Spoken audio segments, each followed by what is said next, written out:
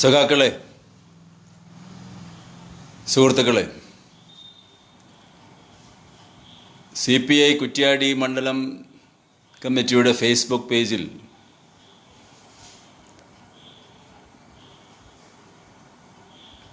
ഇന്നിവിടെ പറയാൻ പോകുന്നത് ഇന്ത്യൻ സ്വാതന്ത്ര്യത്തിൻ്റെയും സ്വാതന്ത്ര്യ സമരത്തിൻ്റെ ചരിത്രത്തിനെയും സംഘപരിവാർ ശക്തികൾ ദുർവ്യാഖ്യാനിക്കുന്ന പ്രക്രിയകളെക്കുറിച്ചാണ്. രാഷ്ട്രത്തിൻ്റെ സ്വാതന്ത്ര്യം നമ്മൾ ബ്രിട്ടീഷ് സാമ്രാജ്യത്വത്തിനോട് ഏറ്റുമുട്ടിയിട്ട് ഒരുപാട് മനുഷ്യന്മാരുടെ ജീവത്യാഗത്തിൻ്റെ ഫലമായിട്ട് നേടിയെടുത്തതാണ്. അത് മനുഷ്യന്മാരുടെ പോരാട്ടമായിരുന്നു. ഒരു പ്രത്യേകമായ ജനതയുടെയോ ഒരു വിഭാഗത്തിൻ്റെയോ സമുദായത്തിൻ്റെയോ പോരാട്ടം എന്നുള്ളതിനേക്കാൾ ഉപരി നാട് മുഴുവൻ ഒന്നിച്ചണിനിരന്നുകൊണ്ട് ബ്രിട്ടീഷ് കൊളോണിയലിസത്തിൻ്റെ ആധിപത്യത്തിൽ നിന്നും ഭാരതത്തിനെ മോചിപ്പിക്കുന്നതിനും രാഷ്ട്രത്തിന് സ്വാതന്ത്ര്യം നേടുന്നതിനും വേണ്ടിയിട്ട് നടത്തിയിട്ടുള്ള ഉജ്ജ്വലമായ ഐതിഹാസികമായ പോരാട്ടങ്ങൾ 1757 ഈസ്റ്റ് ഇന്ത്യ കമ്പനി വന്നതോടുകൂടി റോബർട്ട് ക്ലൈവ് ഇന്ത്യയിലേക്ക് ആഗമിച്ചതിന് ശേഷം കൃത്യം ഏതാണ്ട് 100 കൊല്ലം കഴിഞ്ഞപ്പോഴാണ് ഇന്ത്യയുടെ ആദ്യത്തെ ഒന്നാം ഇന്ത്യൻ സ്വാതന്ത്ര്യ സമരം നടക്കുന്നത്. ഏതാണ്ട് 190 കൊല്ലം ഈ രാജ്യം ഭരിച്ച ബ്രിട്ടീഷ് സാമ്രാജ്യത്വത്തിൽ ഇവിടെ ഒരു പ്രത്യേക മതവിഭാഗത്തിൻ്റെയോ പ്രത്യേകമായിട്ടുള്ള ഒരു സമുദായത്തിൻ്റെയോ മാത്രമായിട്ടൊരു പോരാട്ടമായിരുന്നില്ല അത്. ചരിത്രത്തിന് വേണ്ടത് എപ്പോഴും രേഖകളും തെളിവുകളുമാണ്. ഇതല്ലെങ്കിൽ ചരിത്രം മിത്താകും, ഫോക്ലോറാകും. എപ്പോഴും മിത്തുകളിൽ വിശ്വസിക്കുക, കാൽപ്പനിക കഥകളിൽ വിശ്വസിക്കുക, സങ്കല്പങ്ങളിൽ വിശ്വസിക്കുക, അല്ലെങ്കിൽ കെട്ടുകഥകളിൽ വിശ്വസിപ്പിക്കുക എന്നുള്ള തന്ത്രമാണ് ഫാസിസം എപ്പോഴും ഏത് രാജ്യത്തും അനുവർത്തിച്ചിട്ടുള്ളത്. അപ്പോൾ ഭാരതം നേടിയിട്ടുള്ള ഈ സ്വാതന്ത്ര്യം അല്ലെങ്കിൽ സ്വാതന്ത്ര്യ സമരത്തിൻ്റെ ചരിത്രം രാഷ്ട്രപിതാവ് മഹാത്മാഗാന്ധിക്ക് മുന്നേ തന്നെ ബാലഗംഗാധര തിലകനും രാജാറാം മോഹൻ റോയ് അടക്കമുള്ളവർ, ഗോപാലകൃഷ്ണ ഗോഖലെ അടക്കമുള്ളവർ, പിന്നീട് ഇങ്ങോട്ട് വന്നിട്ടുള്ള യുഗപ്രഭാവന്മാരായിട്ടുള്ള ഒരുപാട് അധികായന്മാരായിട്ടുള്ള ദീർഘവീക്ഷണത്തോടു കൂടിയിട്ട് രാജ്യത്തിൻ്റെ ജനങ്ങളെ കണ്ടിട്ടുള്ള സ്വാതന്ത്ര്യത്തിനെയും സാഹോദര്യത്തിനെയും സമത്വത്തിനെയും നെഞ്ചിൽ ചേർത്ത് വെച്ചിട്ടുള്ള ഒരുപാട് മഹാന്മാർ നേതൃത്വം കൊടുത്തു ഈ സ്വാതന്ത്ര്യ സമര പ്രസ്ഥാനത്തിന്. അതിൽ വ്യത്യസ്ത ഘടകങ്ങളുണ്ട്. ഭാരതത്തിൻ്റെ ചരിത്രത്തിന് ഇപ്പോൾ ഹിന്ദുത്വ ശക്തികൾ അധികാരത്തിൽ വന്നതിന് ശേഷം അവരുടെ ആധിപത്യം നിലവിലിരിക്കുന്ന സമയത്ത് സ്വാഭാവികമായിട്ടും ആ ചരിത്രത്തിനെ അവരുടെ ഇംഗിതത്തിനനുസരിച്ച് അവർ മാറ്റുമെന്നുള്ളതിന് സംശയമില്ല. ലോകത്തിലെ ഫാസിസത്തിൻ്റെ ചരിത്രം പരിശോധിച്ചാൽ നമുക്ക് കാണാൻ കഴിയുന്നത് എല്ലാ രാജ്യങ്ങളിലും ഇത് തന്നെയാണ് ഉണ്ടായിട്ടുള്ളത്. ജർമ്മനിയിൽ ഹിറ്റ്ലറും ഇറ്റലിയിൽ മുസോളിനിയും ഒക്കെ ചെയ്തത് ഇത് തന്നെയാണ്. ഫാസിസത്തിന് എപ്പോഴും ആവശ്യം അവരുടെ താല്പര്യത്തിനനുസരിച്ച് സാമൂഹിക, രാഷ്ട്രീയ, സാംസ്കാരിക, മതപരമായ മേഖലകളിലെ മുഴുവൻ മാറ്റിയെടുക്കുക. ചരിത്രം എന്ന് പറഞ്ഞാൽ രാഷ്ട്രീയ മേഖലയിലും സാമൂഹിക മേഖലയിലും സാമ്പത്തിക, സാംസ്കാരിക, മതപരമായ മേഖലകളിൽ ഉണ്ടാകുന്ന പരിവർത്തനങ്ങളും സംഭവങ്ങളും ഒക്കെ ഉൾക്കൊള്ളുന്നുകൊണ്ടതാണ് ചരിത്രം. ആ ചരിത്രത്തിനെ സാമൂഹികപരമായും രാഷ്ട്രീയപരമായിട്ടും വിശകലനം ചെയ്യണം.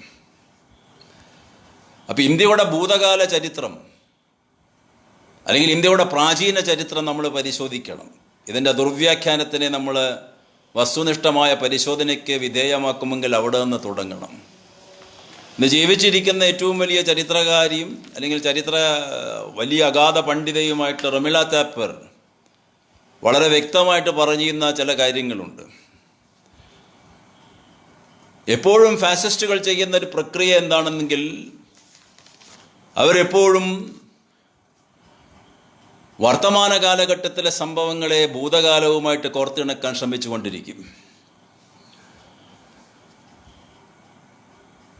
അങ്ങനെ ഭൂതകാലത്തിൻ്റെ ഓരോ കഥകൾ പറഞ്ഞ് ആ കഥകളെ ഡിസ്റ്റോർട്ട് ചെയ്ത് ദുർവ്യാഖ്യാനിച്ചുകൊണ്ട് ഭാവിയുടെ പുരോഗതിക്ക് വിഘാതമാകുന്ന രീതിയിൽ, ശാസ്ത്രീയമായ പുരോഗതിക്ക് വിഘാതമാകുന്ന രീതിയിൽ ശാസ്ത്രത്തിനെ അവഗണിച്ചുകൊണ്ട്, പുരോഗമനവാദങ്ങളെ അവഗണിച്ചുകൊണ്ട്, പൗരാണിക സങ്കല്പങ്ങളെ ചേർത്ത് പിടിച്ചുകൊണ്ട്, അല്ലെങ്കിൽ ഇതാണ് രാജ്യത്തിൻ്റെ ചരിത്രമെന്ന് അവർ അടിവരയിട്ട് ഉറപ്പിക്കും.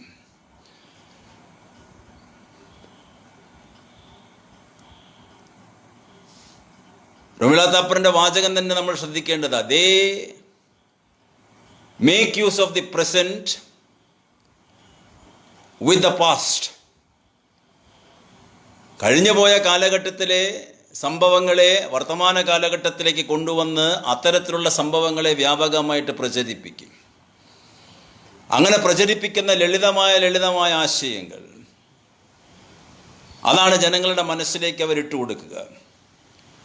അപ്പോൾ പ്രാചീന ഭാരതത്തിൽ ഉണ്ടായിട്ടുള്ള അപാരമായ വിജ്ഞാനങ്ങളെയും അപാരമായിട്ടുള്ള തത്വചിന്തകളെയും ഒന്നും അവർ കൊണ്ടുവരികയില്ല.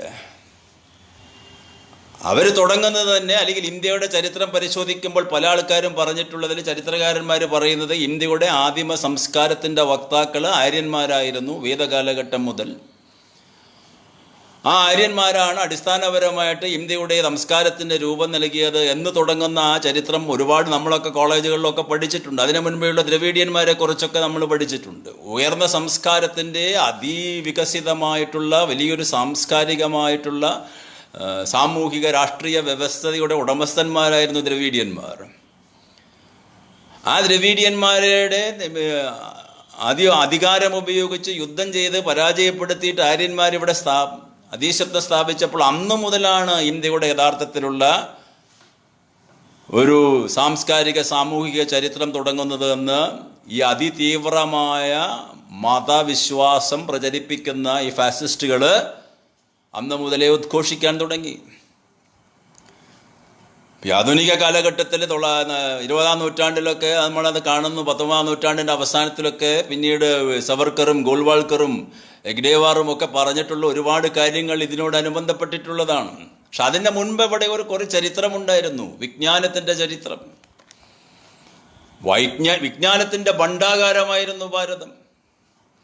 ഗണിതശാസ്ത്രത്തിൽ, ആയുർവേദത്തിൽ, രസതന്ത്രത്തിൽ, ജ്യോതിശാസ്ത്രത്തിൽ, നാട്യശാസ്ത്രത്തിൽ, സാഹിത്യരംഗങ്ങളിൽ, തത്വചിന്തകളിൽ, അങ്ങനെ ഏതെല്ലാം രംഗങ്ങളിലുണ്ടോ ആ രംഗങ്ങളിലെല്ലാം അപാര പാണ്ഡിത്യത്തിൻ്റെ ഉടമകളായിട്ടുള്ള ചിന്തകന്മാരും മനീഷികളും ഈ ഭൂമിയിൽ ജീവിച്ചിരുന്നു. അവർ ശാസ്ത്രീയമായിട്ടുള്ള അഭിപ്രായങ്ങൾ, വളരെയധികം പുരോഗമനപരമായിട്ടുള്ള അഭിപ്രായങ്ങൾ ഈ ലോകത്തോട് പറഞ്ഞു. കണാദനും കപിലനും ജീവിച്ച മണ്ണാണിത്. നാസ്തികന്മാരുടെ രാജ്യമായിരുന്നു ഭാരതം. ഈശ്വര നിഷേധം പരസ്യമായിട്ട് പ്രഖ്യാപിച്ച മണ്ണാണ് ഭാരതം. സാഖ്യയോഗം ഈ ലോകത്തോട് പറഞ്ഞ മണ്ണാണിത്. ചാർവാക സിദ്ധാന്തം പറഞ്ഞ മണ്ണാണിത്.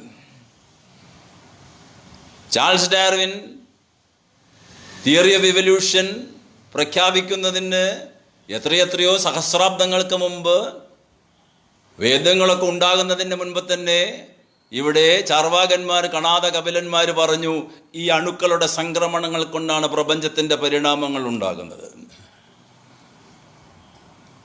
അപ്പൊ ഇതൊക്കെ വലിയൊരു വൈജ്ഞാനിക മേഖലയാ ഇവിടെ നിലനിന്നിരുന്നു എന്നുള്ളതിൻ്റെ തെളിവാണ്. മനുഷ്യനാണ് ഈ പ്രപഞ്ചത്തിൻ്റെ ഏറ്റവും വലിയ പ്രതിഭാസമെന്നവർ പറഞ്ഞു. ആ മനുഷ്യനാണ് പ്രപഞ്ചത്തിനെ മുന്നോട്ട് നടത്തുന്നത് എന്ന് പറഞ്ഞു. അപ്പൊ ഇന്ത്യൻ വിജ്ഞാന വ്യാപനത്തിൻ്റെ ചരിത്രം പരിശോധിച്ചാൽ ഇതൊക്കെയായിരുന്നു അതിൻ്റെ ഒരു സ്വരൂപം. ആധുനിക ശാസ്ത്രജ്ഞാനത്തെയും അന്ധവിശ്വാസങ്ങളെയും കൂട്ടിയിണക്കുക എന്നുള്ളതാണ് ഇപ്പോൾ ഫാസിസം ചെയ്തുകൊണ്ടിരിക്കുന്നത്. ആധുനിക ശാസ്ത്രവിജ്ഞാനവും അന്ധവിശ്വാസങ്ങളും കൂട്ടിയോജിപ്പിച്ചു കഴിഞ്ഞാൽ അത് വിഷലിപ്തമായൊരു സാമൂഹിക രാഷ്ട്രീയ വ്യവസ്ഥയ്ക്ക് രൂപം കൊടുക്കുമെന്ന് ഫാസിസ്റ്റുകൾക്കറിയാം. അതിന് ചെറിയ ഉദാഹരണങ്ങൾ ഇവിടെ തന്നെ പറഞ്ഞിട്ടുണ്ടല്ലോ. ഭരണാധിപന്മാർ കഴിഞ്ഞ 3-4 കൊല്ലത്തിനുള്ളിൽ പല മന്ത്രിമാരും, പ്രധാനമന്ത്രി അടക്കം പറഞ്ഞല്ലോ, ആദ്യത്തെ പ്ലാസ്റ്റിക് സർജറി നടന്നത് ഇവിടെയാണ്, ഗണപതിയുടെ. കൗരവന്മാരുടെ ജനനത്തെക്കുറിച്ച് പറഞ്ഞല്ലോ ഇവർ ഫാസിസ്റ്റുകൾ 2-3 വർഷങ്ങൾക്ക് മുമ്പ്. കൃത്രിമ ഗർഭധാരണത്തിലൂടെയാണ് അതിൻ്റെ വിദ്യ ഇന്ത്യക്കാർക്ക് അന്നേ അറിയാമായിരുന്നു എന്നാണ് 101 പേരുടെ ജനനത്തെക്കുറിച്ച് ഇവർ പറഞ്ഞത്. ബഹിരാകാശത്തേക്ക് വിമാനം ഓടിച്ചവർ ആദ്യം ഇന്ത്യക്കാരാണെന്ന് ഇവർ പറഞ്ഞു. അങ്ങനെ ഒരുപാട് ഈ വിശ്വാസങ്ങളെ മുറുകെ പിടിച്ചുകൊണ്ട് ഈ മിത്തുകളാണ് ഇന്ത്യയുടെ ഇന്നും ഇപ്പോൾ സൂക്ഷിച്ച് പരിശോധിച്ചാൽ നമുക്കറിയാം. മിത്തുകളിൽ വിശ്വസിക്കുന്ന അല്ലെങ്കിൽ വിശ്വാസങ്ങളിൽ വിശ്വാസമർപ്പിക്കുന്ന കഥകളെ കൂട്ടുപിടിക്കാൻ തയ്യാറായിട്ടുള്ള ഒരു മനസ്സാണ് ഭൂരിഭാഗം ജനതയുടെയും. എത്രയോ ഉദാഹരണങ്ങൾ നമുക്ക് എടുത്തു കാണിക്കാൻ സാധിക്കും. വ്യാസനും വാത്മീകിയും എഴുതിയിട്ടുള്ള ഉജ്ജ്വലമായ തത്വചിന്തകൾ പോലും ദുർവ്യാഖ്യാനിക്കപ്പെടുന്നു. ഉപനിഷത്ത് ചിന്തകൾ ആരും പറയുന്നില്ല. ഉപനിഷത്ത് പറയുന്നത് മുഴുവൻ ഈ രാജ്യത്തിൻ്റെ വിജ്ഞാനത്തെക്കുറിച്ചാണ്. ഈ രാജ്യത്ത് ഇത്തരത്തിലുള്ളൊരു മനുഷ്യന്മാർ ജീവിച്ചിരുന്നുവെന്ന് ഇത് വായിച്ചിട്ട് പ്രപഞ്ചത്തിലെ അതികായകന്മാരായ പണ്ഡിതന്മാർ അത്ഭുതപ്പെട്ടിട്ടുണ്ട്. മാക്സ് മുള്ളറും എമേഴ്സണും ഷോപ്പൻഹോവറും ലോകപ്രശസ്ത ചിന്തകന്മാരും മുഴുവൻ ഇത് കണ്ടിട്ട് അത്ഭുതപ്പെട്ടു നിന്നിട്ടുള്ളൊരു കാലഘട്ടമുണ്ടായിരുന്നു. ഭഗവത്ഗീതയുടെ തത്വചിന്താപരമായിട്ടുള്ള വശങ്ങൾ കണ്ട് അത്ഭുത സ്തബ്ധരായി നിന്നിട്ടുള്ള Emerson, Ralph Waldo Emerson, Bertrand Russell, ഇങ്ങനെ ഒരുപാട് ചിന്തകന്മാർ ലോകത്തിലെ അതിപുരോഗമനപരമായ ചിന്തകളിലൂടെ ചിന്തിപ്പിച്ച പാശ്ചാത്യ ചിന്തകന്മാരടക്കം ഇന്ത്യയിലെ പ്രാചീന വിജ്ഞാനത്തെ കണ്ടറിഞ്ഞപ്പോൾ അവർ വളരെ അത്ഭുത പരതന്ത്രരായി. അവരെഴുതിയ പുസ്തകങ്ങളിൽ നമുക്കറിയാം, അവരെഴുതിയ പ്രബന്ധങ്ങളിൽ നിന്ന് നമുക്കറിയാം. ഇപ്പോഴും മിത്തുകളിലാണ് നമ്മൾ എന്നിട്ടും വിശ്വസിക്കുന്നത് എന്നുള്ളതാണ്. അങ്ങനെ മിത്തുകളിൽ വിശ്വസിപ്പിക്കാൻ ഫാസിസ്റ്റുകൾ വിജയിക്കുന്നു എന്നുള്ളതാണ് ഇന്ത്യയുടെ ചരിത്രത്തിൻ്റെ ഒരു പരാജയമായിട്ട് ഈ പണ്ഡിതയായ റൊമില താപ്പർ അടക്കം അല്ലെങ്കിൽ അങ്ങനെയുള്ള പല ചരിത്രകാരന്മാരും പറയുന്നത്, ബിപിൻ ചന്ദ്ര അടക്കമുള്ളവർ. അപ്പോൾ ഭഗവത്ഗീത ഉപദേശിക്കപ്പെട്ടത് യുദ്ധഭൂമിയിൽ വെച്ചാണെന്നാണ് നമ്മളെല്ലാവരും വിശ്വസിക്കുന്നത്, ലോകത്തോട് പറഞ്ഞിട്ടുള്ളത്. പക്ഷെ അവഗാഹമായിട്ട് അതിനെ പരിശോധിക്കുമ്പോൾ, വസ്തുനിഷ്ഠമായിട്ട് പരിശോധിക്കുമ്പോൾ 18 അധ്യായമുള്ള ഭഗവത്ഗീത യുദ്ധക്കളത്തിൽ വെച്ച് എങ്ങനെയാണ് ഒരു താത്വിക ഉപദേശകന് ശിഷ്യനോട് കൊടുക്കാൻ പറ്റുക എന്നുള്ളൊരു സംശയം സ്വായത്തമായിട്ടും ഉണർന്നു വരും. പക്ഷെ അതിലാണ് ആൾക്കാർ വിശ്വസിക്കുന്നത്. ഒരു ഈശ്വരനും പറഞ്ഞിട്ടില്ല ബ്രാഹ്മണന്മാർ ദളിതന്മാരുമായിട്ട് സംസാരിക്കരുത് എന്നുള്ളത്, അല്ലെങ്കിൽ ഈശ്വരൻ എന്ന് പറഞ്ഞ് അവതരിപ്പിച്ചിട്ടുള്ള കഥാപാത്രങ്ങളൊന്നും പറഞ്ഞിട്ടില്ല. അപ്പോൾ അതാണ് ഇന്ത്യയുടെ ചരിത്രം അവരെഴുതുന്നത് ഈ ചാതുർവർണ്ണ അടിസ്ഥാനത്തിലുള്ള ചരിത്രത്തിനെ കുറിച്ച്. 2 തരത്തിലുള്ള ചരിത്രങ്ങളാണ് ഇന്ത്യയിൽ കാലഘട്ടങ്ങളിൽ ഉണ്ടാകുന്നത്. ഒന്ന് കൊളോണിയൽ ചരിത്രം.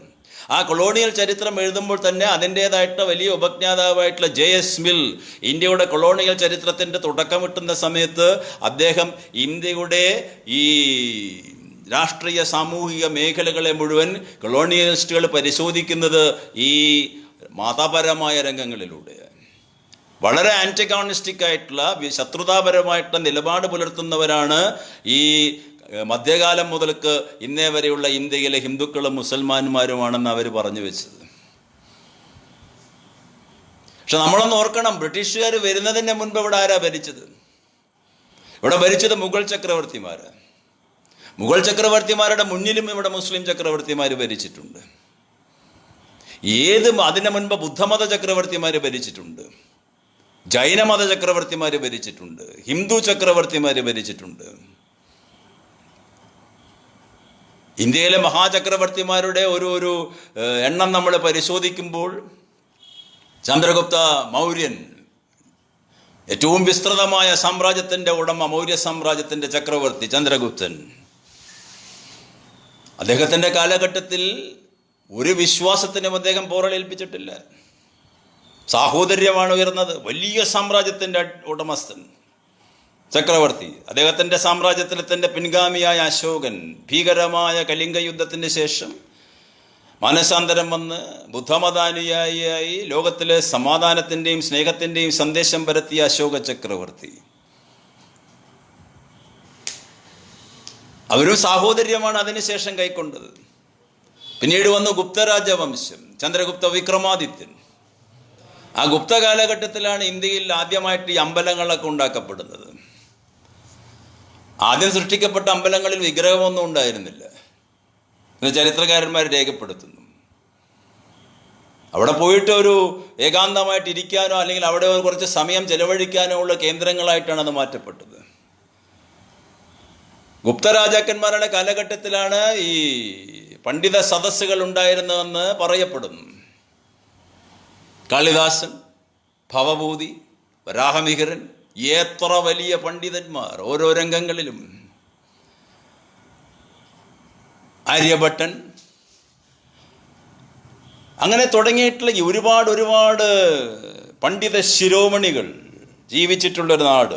അവർ നാടകം എഴുതുമ്പോഴും ശരി, ജ്യോതിശാസ്ത്രത്തിൻ്റെ അഗാധ പാണ്ഡിത്യം പ്രവഹിപ്പിക്കുമ്പോഴും ശരി, ഗണിതശാസ്ത്രത്തിലെ ഉന്നതമായ കണ്ടുപിടുത്തങ്ങൾ പറയുമ്പോഴും ശരി, അതൊക്കെ ഈ രാഷ്ട്രത്തിൻ്റെ, ഈ മണ്ണിൻ്റെ വൈജ്ഞാനിക മേഖലയിലെ സമ്പുഷ്ടമായിട്ടുള്ള സംഭാവനകളായിരുന്നു. അപ്പം ആ കാലഘട്ടത്തിൽ ഇത്ര വലിയൊരു പുരോഗതിയുള്ള ചരിത്രപരമായിട്ടുള്ള ആശയവിനിമയങ്ങൾ നടന്നു എന്നുള്ളതിൻ്റെ സംശയമില്ല. പക്ഷെ ഫാസിസ്റ്റുകൾ എന്ത് ചെയ്യുന്നു? ഫാസിസത്തിന് അത് നിർബന്ധമാണ്. പുരോഗമനപരമായ വശങ്ങളെക്കുറിച്ച് അവർ പറയുകയില്ല. പുരോഗമനം എന്ന് പറയുന്നത് മനുഷ്യ സമത്വത്തിനെക്കുറിച്ചോ സ്വാതന്ത്ര്യത്തിനെക്കുറിച്ചോ സാഹോദര്യത്തിനെക്കുറിച്ചോ പറയുവാൻ അവർക്ക് താല്പര്യമില്ല. അത് ഫാസിസത്തിൻ്റെ ഒരു ഫണ്ടമെൻ്റൽ ഐഡിയോളജിയാണ്. മുസോളിനിയുടെ ആത്മകഥയിൽ പറയുന്നുണ്ട്, അദ്ദേഹം വളരെ സ്പഷ്ടമായിട്ട് പറയുന്നു, ജനാധിപത്യം എന്നുള്ള വാക്ക്, സ്വാതന്ത്ര്യം എന്നുള്ള വാക്ക് വിഡ്ഢികൾ ഉപയോഗിക്കുന്ന വാക്കാണ്. മനുഷ്യ പുരോഗതിക്ക് ഏറ്റവും ഉതകുന്ന വാക്കിൻ്റെ പേരാണ് ഫാസിസം. മുസോളിനി എഴുതി വെച്ചതാണ്. ആ ഫാസിസം ആത്മീയപരമാകണം, അത് മനസ്സിൽ കുടിയിരുത്തപ്പെടണം, അതിലൂടെ ലോകത്തിന് മുന്നോട്ട് പോകാൻ പറ്റുള്ളൂ എന്ന് പറയുന്ന ആ മുസോളിനിയുടെ ശിഷ്യന്മാരാണ് ആ കാലഘട്ടത്തിൽ ഗോൾവാൾക്കറും പിന്നീട് ഇങ്ങോട്ട് വന്നിട്ടുള്ള എല്ലാവരും. ഗോൾവാൾക്കർ മുസോളിനിയെ സന്ദർശിക്കുന്നുണ്ട്. 1-2 മാസം ഇറ്റലിയിൽ താമസിക്കുന്നുണ്ട് അദ്ദേഹം. അവിടുന്ന് പഠിച്ചിട്ടാണ് ഇങ്ങോട്ട് വന്ന് പിന്നീട് RSSന്റെ രൂപീകരണമൊക്കെ നടക്കുന്നത്.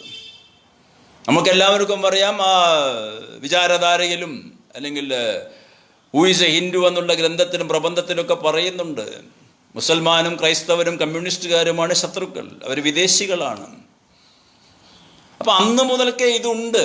രാഷ്ട്രത്തിൻ്റെ അകത്ത് നടന്നിട്ടുള്ള ഈ സ്വാതന്ത്ര്യ സമരത്തിനെ അവരിപ്പോൾ ദുർവ്യാഖ്യാനിക്കുന്നു എന്ന് പറയുന്നത് അത്ഭുതമുള്ളൊരു സംഭവമല്ല. അത് എത്രയോ കാലമായി തുടങ്ങിയൊരു പ്രക്രിയയാണ്. അതുകൊണ്ട് ഏറ്റവും അടുത്ത ഉദാഹരണമാണ് ഇപ്പോൾ നടന്നത്. ഈ ഇന്ത്യയുടെ പ്രധാനമന്ത്രി നേരിട്ട് ചെന്നിട്ട് അമ്പലത്തിൻ്റെ തറക്കല്ലിട്ടത്. അത് ഈ മിത്തുകളെ കൂട്ടിപ്പിടിക്കുക. രാമൻ എന്ന് പറയുന്ന വലിയ ഒരു മഹാപുരുഷനെ ഇന്ത്യയുടെ മനസ്സിലേക്ക് ഇറക്കിക്കൊണ്ടുവരുമ്പോൾ ആ രാമന്റെ നന്മകളല്ല അവർ കാണിക്കുന്നത്. രാമൻ എന്ന് പറയുന്ന ആ വലിയ സങ്കല്പത്തിനെ ജനങ്ങളുടെ മനസ്സിലേക്ക് ഇറങ്ങിച്ചെന്നുകൊണ്ട് ഫാസിസ്റ്റുകൾ ഉദ്ദേശിക്കുന്ന രാമരാജ്യമാക്കി മാറ്റുക. ഗാന്ധി ഉദ്ദേശിച്ച രാമരാജ്യമല്ല.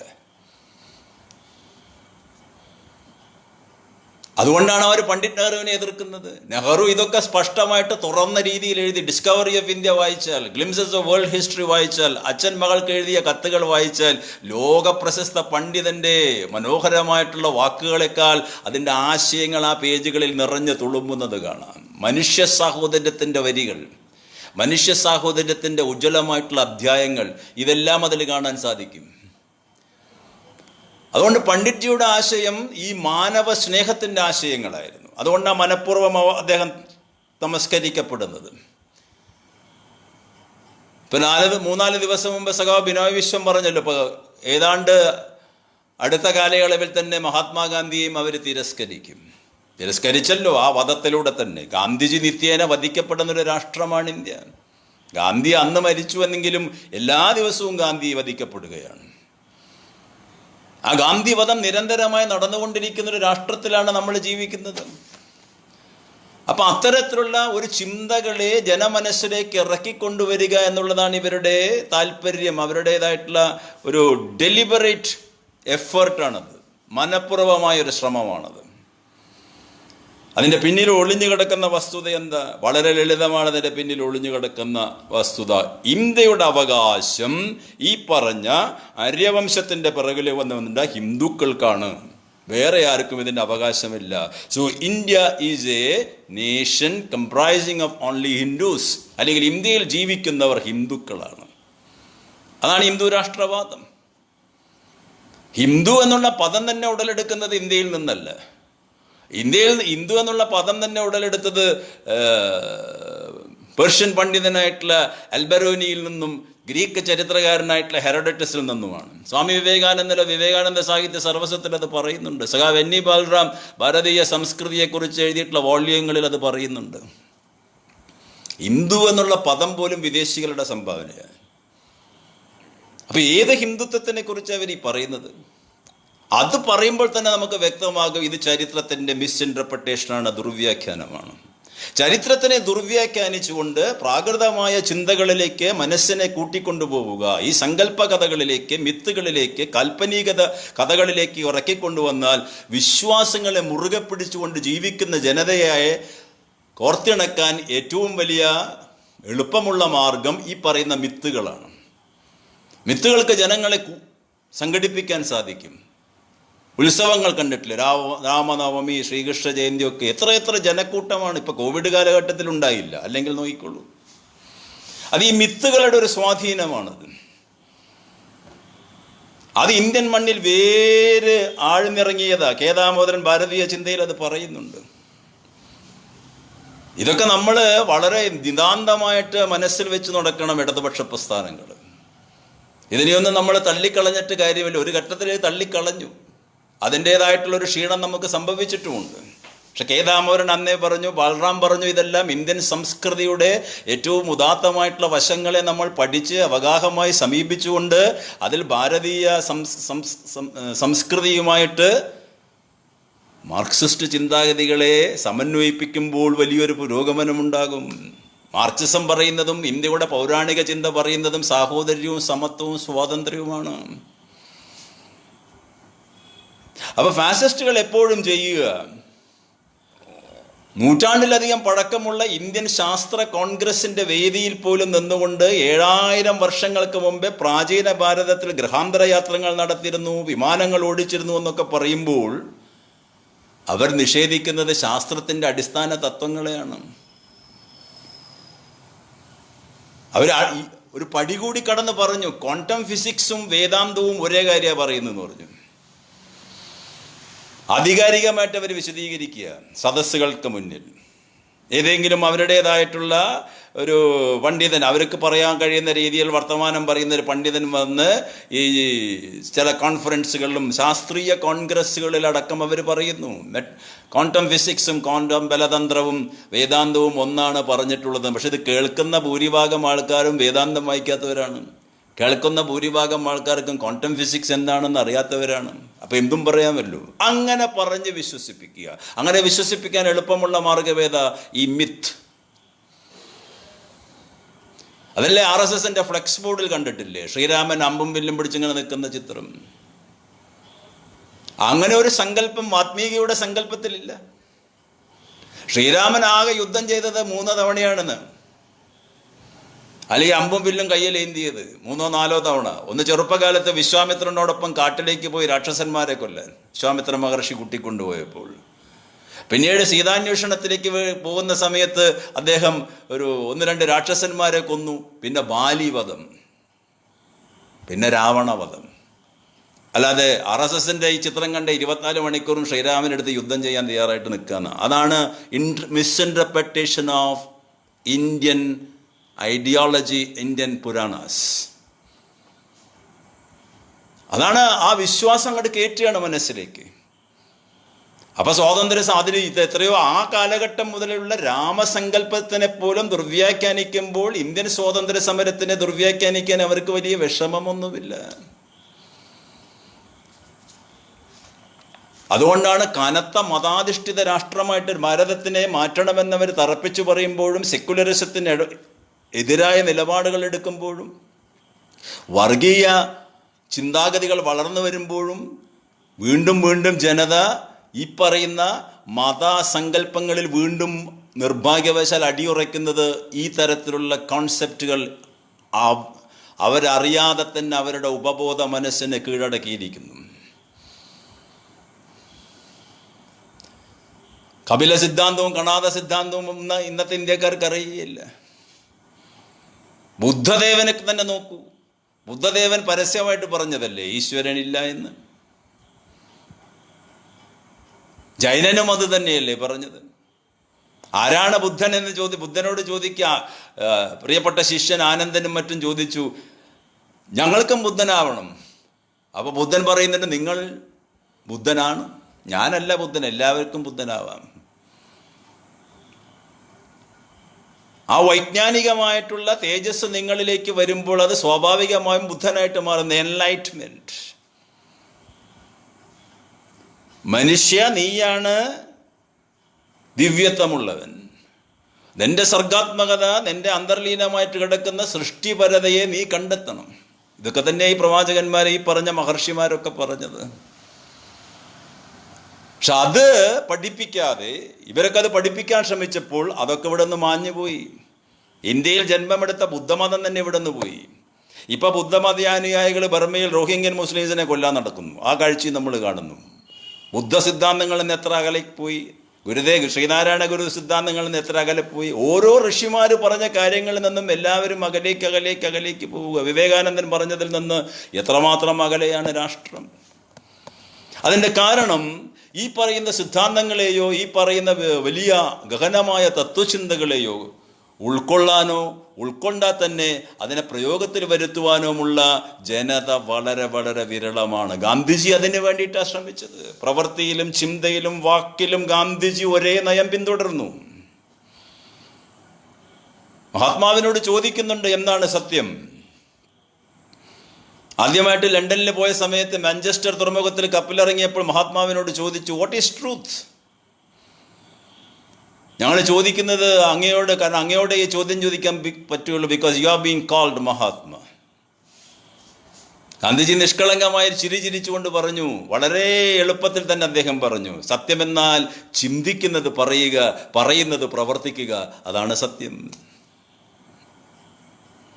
Say what you think and do what you say. ഇനി അതിനേക്കാൾ വലിയൊരു നിർവചനം സത്യത്തെക്കുറിച്ച് പറഞ്ഞിട്ടില്ല എന്ന് പിന്നീട് ബെർട്രാൻഡ് റസലും ആൽബർട്ട് ഐൻസ്റ്റീനും പറഞ്ഞു. അതായിരുന്നു മഹാത്മാഗാന്ധി. കാരണം ഞാനിത് പറയുന്നത്, എൻ്റെ മാതാക്കളായിട്ട് ഞാൻ കാണുന്നത് ഭഗവത്ഗീതയെയും ഖുറാനിനെയും ബൈബിളിനെയുമാണ് എൻ്റെ മാതാക്കൾ. ഇതെല്ലാം പറയുന്നത് ഒരു കാര്യമാണ്, മനുഷ്യ സ്നേഹമാണ് ഏറ്റവും വലുത്. പ്രാചീന ഭാരതം പഠിപ്പിക്കുന്നതാണ്. ആ പൗരാണിക കാലഘട്ടത്തെക്കുറിച്ച് ഇവർ തള്ളിക്കളയുകയാണ്. അങ്ങനത്തെ ഈ പുരോഗമനവാദികൾ ഉണ്ടായിരുന്നില്ല എന്ന് തന്നെ ഇവർ ആരും ഉണ്ടായിരുന്നു എന്ന് ഇവർ പറയുന്നില്ലല്ലോ. ഗോൾവാൾക്കറും പറഞ്ഞിട്ടില്ല, ഇഗ്ഡേവാറും പറഞ്ഞിട്ടില്ല, ഇപ്പോഴത്തെ മോഹൻ ഭാഗവത്തും പറയുകയില്ല, അല്ലെങ്കിൽ പ്രധാനമന്ത്രിയും പറയുകയില്ല. ശങ്കരാചാര്യരുടെ വരവോട് കൂടിയിട്ടാണ് ഇത്തരത്തിലുള്ള പ്രക്രിയകൾക്ക് ആരംഭം കുറിച്ചത്. ബുദ്ധമതത്തിന്റെ തകർച്ചയ്ക്കൊരു കാരണം ഈ ശങ്കരാചാര്യരുടെ വരവാലി സിദ്ധാന്തത്തിന്റെ വരവാണെന്നുള്ള ഓരോ വാദഗതികളുണ്ട് പ്രബലമായിട്ട്.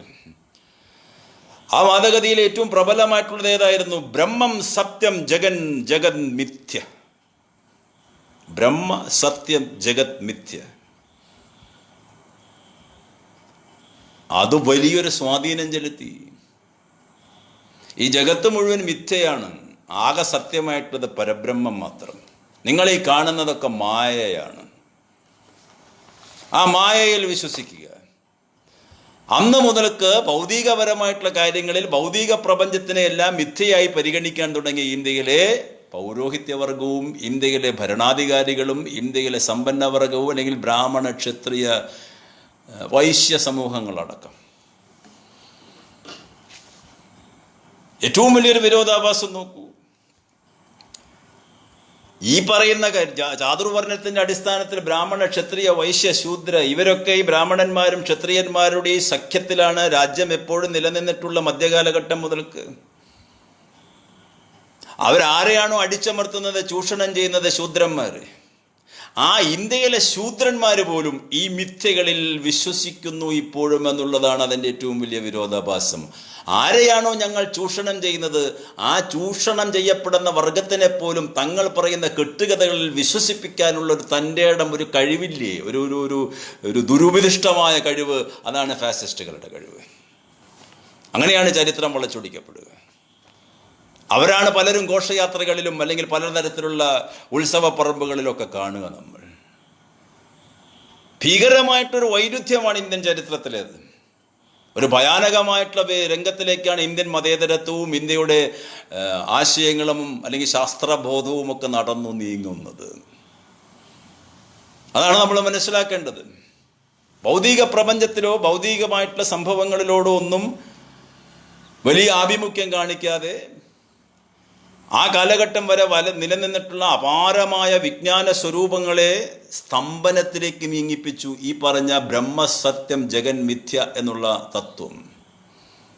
പിന്നീട് അങ്ങോട്ട് വൈജ്ഞാനികമായിട്ടുള്ള വ്യാപരണം ഉണ്ടായില്ല. പിന്നെ എല്ലാം ഒരു അദൃശ്യ ശക്തിയാണ് എല്ലാം തരുന്നത്, പ്രപഞ്ചത്തിന്റെ നാഥൻ. അതുകൊണ്ട് മനുഷ്യനിൽ ഉള്ളിൽ അന്തർലീനമായിട്ട് കിടക്കുന്ന പലതരത്തിലുള്ള എന്തെല്ലാം ഉണ്ടായാലും അതിൻ്റെയൊക്കെ യോഗ നിയോഗങ്ങൾക്കനുസരിച്ച്, ആ ശക്തിയുടെ യോഗ നിയോഗങ്ങൾക്കനുസരിച്ച് നിങ്ങൾക്ക് നീങ്ങാൻ സാധിക്കുകയുള്ളൂ എന്നുള്ളൊരു വിശ്വാസം പൗരോഹിത്യം ഇവിടെ ഊട്ടിയുറപ്പിച്ചു.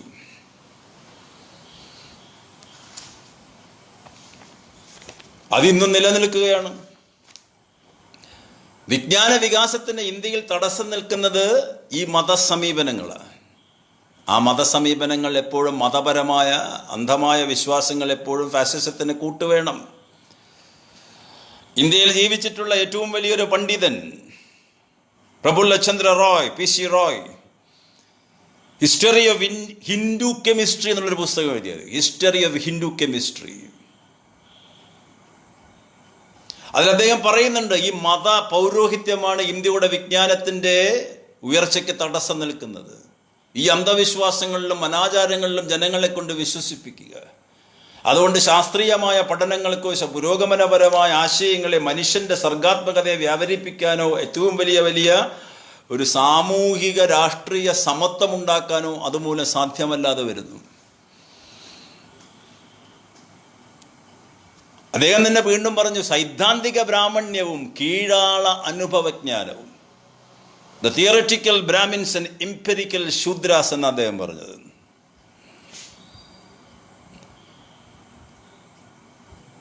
സൈദ്ധാന്തിക ബ്രാഹ്മണ്യവും കീഴാള അനുഭവജ്ഞാനവും, അത് ഈ രാജ്യത്ത് ബ്രാഹ്മണ്യത്തിന്റെ ആധിപത്യം വന്നപ്പോൾ ഈ അനുഭവങ്ങൾ എന്തെല്ലാമാണോ ഉള്ളത് സമൂഹത്തിലെന്ന് ഭീകരമായ ദുരന്തത്തിനും ഭീകരമായ യാതനകൾക്കും അസമത്വത്തിനും അനീതിക്കും ചൂഷണത്തിനും വിധേയമായി കൊണ്ടിരിക്കുന്ന ഈ ജനകോടികൾ അവരുടെ യാതനകളും അവരുടെ ദുരിതങ്ങളും അവരുടെ ഭക്ഷണം കിട്ടാത്ത അവസ്ഥയും അവരുടെ ശുദ്ധവായു കിട്ടാത്ത അവസ്ഥയും അവരുടെ ശുദ്ധജലം കിട്ടാത്ത അവസ്ഥയും വീടില്ലാത്ത അവസ്ഥയും ഒക്കെ കാലാകാലങ്ങളായി ചിന്തിക്കാതിരിക്കാൻ വേണ്ടിയിട്ട് ഫാസിസ്റ്റുകൾ കാണുന്ന മാർഗമാണ് മത ആശയങ്ങളെ വർഗീയമായിട്ട് ചിത്രീകരിക്കുക, പ്രചരിപ്പിക്കുക. അതിൽ നിന്ന് ഇന്ത്യ മോചിപ്പിക്കപ്പെട്ടിട്ടില്ല. പിന്നെ അവര് ഇപ്പൊ മിനിഞ്ഞാന്ന് പ്രധാനമന്ത്രി പറഞ്ഞത്, മിനിഞ്ഞാന്ന് രാത്രി TV പറഞ്ഞു, ജനുവരി മുതലൊക്കെ പുതിയ വിദ്യാഭ്യാസ പാഠ്യപദ്ധതി വരുന്നു. ഇതൊക്കെ ഇങ്ങനത്തെ പാഠ്യപദ്ധതികളെ അപ്പോൾ വിദ്യാഭ്യാസ നയം നമ്മൾ കണ്ടു 1 മാസം മുമ്പ് അവർ പ്രഖ്യാപിച്ചത്. അപ്പൊ മസ്തിഷ്കത്തിലേക്ക് അവര് പറയുന്ന കാര്യങ്ങളെ കേട്ടണം. പണ്ഡിറ്റ് നെഹ്റു ഇവിടെ ആരുമായിരുന്നില്ല. കുറച്ചു കഴിഞ്ഞാൽ ഗാന്ധിയും ആരും ഇല്ല. ലോകത്തിൽ പണ്ഡിറ്റ് നെഹ്റു വായിക്കാത്ത പുസ്തകമില്ല, എഴുതാത്ത വിഷയങ്ങളില്ല. എന്തെല്ലാം പ്രസംഗവേദികളിൽ അനർഗളമായ ചിന്തകളുടെ പ്രവാഹം അദ്ദേഹം നടത്തി. അദ്ദേഹം ജീവിച്ചിരിക്കുന്ന സമയത്താണ് ലോകത്തിലെ എല്ലാ സമകാലികന്മാരും അതികായകന്മാരാണ്. ലോകപ്രശസ്ത ചരിത്രകാരൻ ആർണോൾഡ് ടോയിൻബി, നെഹ്റുവും ടോയിൻബിയും കൂടി ഒരു വേദിയിൽ അമേരിക്കയിൽ പ്രസംഗിക്കുന്ന സമയത്ത് നെഹ്റുവിൻ്റെ പ്രസംഗം കേട്ടുകൊണ്ട് ടോയിൻബി അത്ഭുതസ്തബ്ധനായിട്ട് ആ വേദിയിൽ ഇങ്ങനെ ഇരിക്കുക. ഒരു സെലക്റ്റഡ് സദസ്സിൻ്റെ മുന്നിൽ ആ പ്രസംഗം, ലോക ചരിത്രത്തിനെ കുറിച്ച് പണ്ഡിറ്റ് നെഹ്റുവിൻ്റെ പ്രസംഗം, അസാമാന്യമായിട്ടുള്ള ഇംഗ്ലീഷ് ഭാഷയുടെ പ്രവാഹം. ആ പ്രസംഗം കഴിഞ്ഞ് ടോയിൻബിയുടെ ഒരു പ്രഖ്യാപനമാണ്, ഇനി ഞാൻ പ്രസംഗിക്കുന്നില്ല. അന്ന് ജീവിച്ചിരിക്കുന്ന ഏറ്റവും വലിയ ചരിത്രകാരനാണ് ടോയിൻബി. ലോക ചരിത്രം കലക്കി കുടിച്ച് എഴുതിയിട്ടുള്ള ആളാണ് അദ്ദേഹം. അദ്ദേഹം പറഞ്ഞു, പണ്ഡിറ്റ് ജവഹർലാൽ നെഹ്റു ഇന്ത്യയുടെ പ്രധാനമന്ത്രി ആയിരുന്നില്ല എങ്കിൽ ലോകത്തിലെ ഏറ്റവും വലിയ ചരിത്ര സാഹിത്യകാരനെ കിട്ടുമായിരുന്നു എന്നും. വിജ്ഞാനത്തിൻ്റെ ഭണ്ഡാകാരം. ഇന്നത്തെ ഭരണാധിപന്മാരോ ഒരു പുസ്തകവും വായിക്കില്ല. ഫാസിസ്റ്റുകൾക്ക് അതിൻ്റെ ആവശ്യമില്ല. ആ പുസ്തകം വായിക്കുകയാണെങ്കിൽ തന്നെ അവർ പറയുന്ന കാര്യങ്ങളെ വായിക്കുള്ളൂ. വിശാല മനസ്കതയല്ല, ഒരു ലിബറലിസ്റ്റ് ചിന്താഗതികളുടെ ഡിക്ലൈനിങ് ആണ് നമ്മൾ കാണുന്നത്. മാനവികതയുടെ, വിശാല മനസ്കതയുടെ ചിന്തകളുടെ കുറഞ്ഞു വരുന്നു.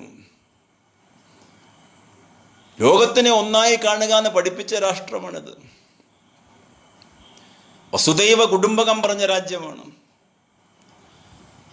ലോകസമസ്ത സുഖിനോ ഭവന്തു പറഞ്ഞ രാജ്യമാണ്.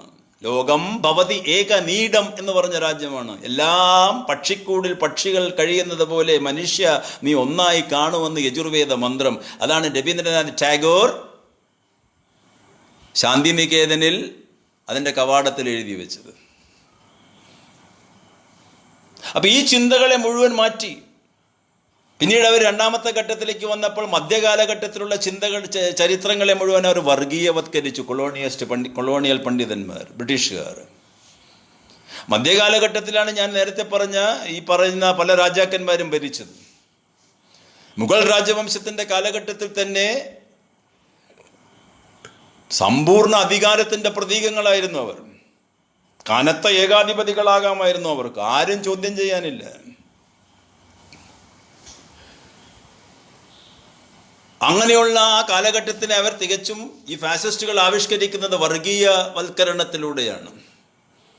അവിടേക്കാണ് ദുർവ്യാഖ്യാനം വരുന്നത് ഇന്ത്യൻ ചരിത്രത്തിൻ്റെ. അക്ബറിനെ കുറിച്ചോ ഷാജഹാനെ കുറിച്ചോ ഒന്നും അവർ പറയുന്നില്ല, നല്ല കാര്യങ്ങളെക്കുറിച്ച്. ബാബർ ഇവിടെ വന്ന് ആക്രമിച്ച് കീഴടക്കി. ആ പ്രശ്നം ഇപ്പോഴും നമ്മൾ കണ്ടു ഈ ബാബറി മസ്ജിദിലൂടെയൊക്കെ. അപ്പൊ ചരിത്രത്തിൽ അന്നുണ്ടായിരുന്ന കാര്യങ്ങളെ വളരെ അക്ബർ ഈ രാജ്യത്ത് നടപ്പിലാക്കിയിട്ട് ഒരുപാട് പുരോഗമനപരമായ ആശയങ്ങളുണ്ട്. അക്ബറുടെ സദസ്സിലെ പണ്ഡിതന്മാരിൽ ഒരാളായിരുന്നു തുളസീദാസൻ. തുളസീദാസനാണ് ശ്രീരാമചന്ദ്രനെ കുറിച്ച് ഏറ്റവും വലിയ ഭക്തി സ്തുതി ഗീതങ്ങൾ പാടി നടന്നത്. തുളസീദാസ രാമചരിത മാനസം.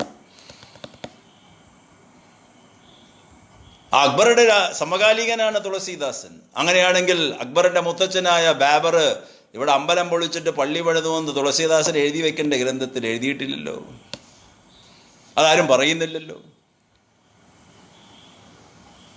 അപ്പൊ ഇതൊന്നും ഇന്ത്യക്കാരൻ അറിയാൻ പാടുകയില്ല. ഭാരതീയൻ ഇതൊന്നും അറിയാൻ പാടില്ല, നിർബന്ധമാണ്. കോളേജ് പുസ്തകത്തിലായാലും ശരി, ഏത് വിദ്യാലയത്തിന്റെ പുസ്തകങ്ങളിലായാലും ശരി. മഹാത്മാഗാന്ധി ഇന്ത്യയിലെ മുസൽമാനെയും ഹിന്ദുവിനെയും സർവ്വവിധ ക്രൈസ്തവരെയും എല്ലാവരെയും ഒരുപോലെ കണ്ടുവെന്ന് പഠിപ്പിക്കാൻ പാടില്ല. പണ്ഡിറ്റ് ജവഹർലാൽ നെഹ്റു ആധുനിക ഇന്ത്യയുടെ പുരോഗമനപരമായിട്ടുള്ള കാര്യങ്ങൾ ചെയ്തുകൊണ്ട് രാഷ്ട്രത്തിന്റെ ശില്പി എന്നറിയപ്പെട്ടു എന്ന് പറയാൻ പാടില്ല. ഇവിടെ അറിയേണ്ടത് മാത്രം ഈ വർഗീയവാദികളുടെ ചരിത്രം മാത്രം. ഗോൾവാൾക്കർ മഹാനാവണം, ഹെഗ്ഡേവാർ മഹാനാവണം, ഗോഡ്സെ മഹാനാവണം. ഗാന്ധിജിയെ കൊന്ന നഥുറാം ഗോഡ്സെ മഹത്വവൽക്കരിക്കുന്നു ഭാരതത്തിൻ്റെ ചരിത്രത്തിൻ്റെ ഏറ്റവും ഭീകരമായ ദുരന്തം. അതിനൊരു മടിയുമില്ല. അതിനെ പിന്തുണയ്ക്കാൻ ഇന്ത്യൻ മനസ്സുകൾ തയ്യാറാണ് ഈ കാലഘട്ടത്തിൽ. ഗാന്ധി വധം ഇവരിപ്പോൾ വീണ്ടും നടത്തിയില്ലേ കഴിഞ്ഞ 1-2 വർഷങ്ങളിൽ? RSS വിശ്വ ഹിന്ദു പരിഷത്തിൻ്റെ ആൾക്കാർ.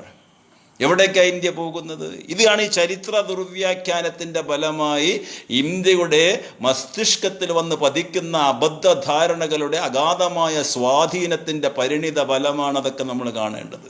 അതിനെ എതിർക്കാൻ ഇടതുപക്ഷത്തിനെ സാധിക്കുകയുള്ളൂ. കാരണം ആശയപരമായ പ്രതിബദ്ധത, മാനവ സ്നേഹത്തിൻ്റെ ഉദാത്തമായിട്ടുള്ള ഗീതങ്ങളെ എപ്പോഴും നെഞ്ചോട് ചേർത്ത് പിടിക്കുന്നവരാണ് ഇടതുപക്ഷ പ്രസ്ഥാനം. ആശയപ്രചരണമല്ലാതെ വേറെ ഒരു വഴിയുമില്ല.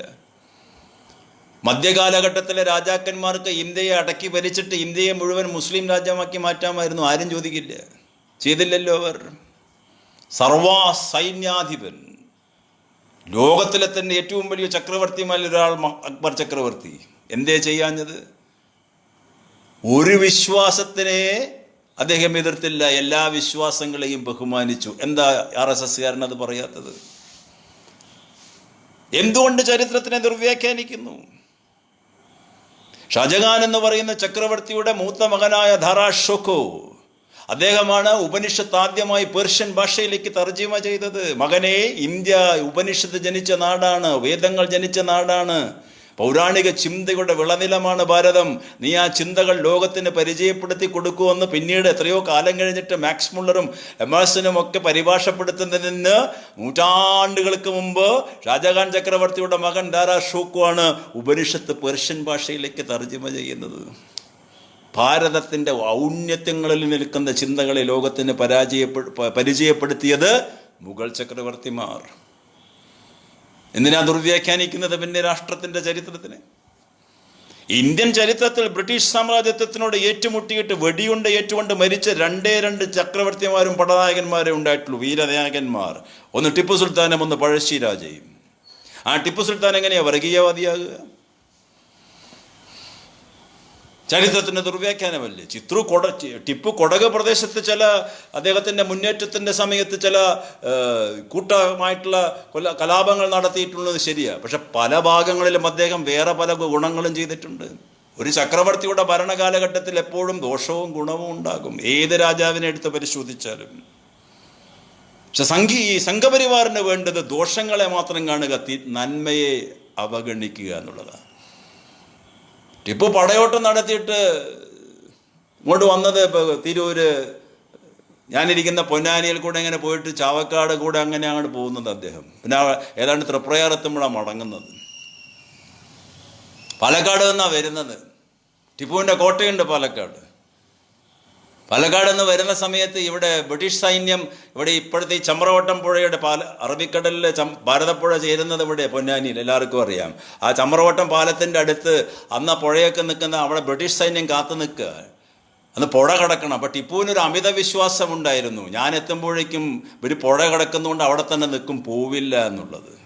ടിപ്പു എത്താൻ വഴിയായപ്പോഴേക്കും ബ്രിട്ടീഷുകാർ ഈ ബുദ്ധിമുട്ട് മനസ്സിലാക്കി രാത്രി തന്നെ അവർ പുഴ നീന്തി അപ്പുറത്തേക്ക് കടന്നു. അല്ലെങ്കിൽ തെക്കേ ഇന്ത്യയുടെ ചരിത്രം മാറുമായിരുന്നു. ടിപ്പുവിൻ്റെ ഒരു ചെറിയൊരു ആത്മവിശ്വാസം കൂടിയതിൻ്റെ ഫലമാണെന്ന് ചരിത്രം പറയുന്നുണ്ട്.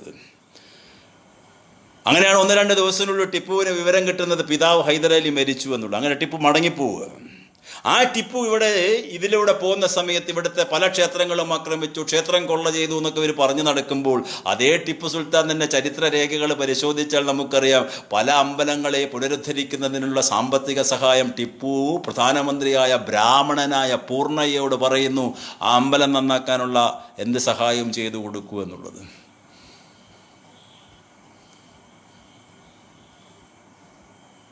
രേഖകളിലുണ്ടത്, ചരിത്രരേഖകളുണ്ട് നമ്മുടെ മുന്നിൽ.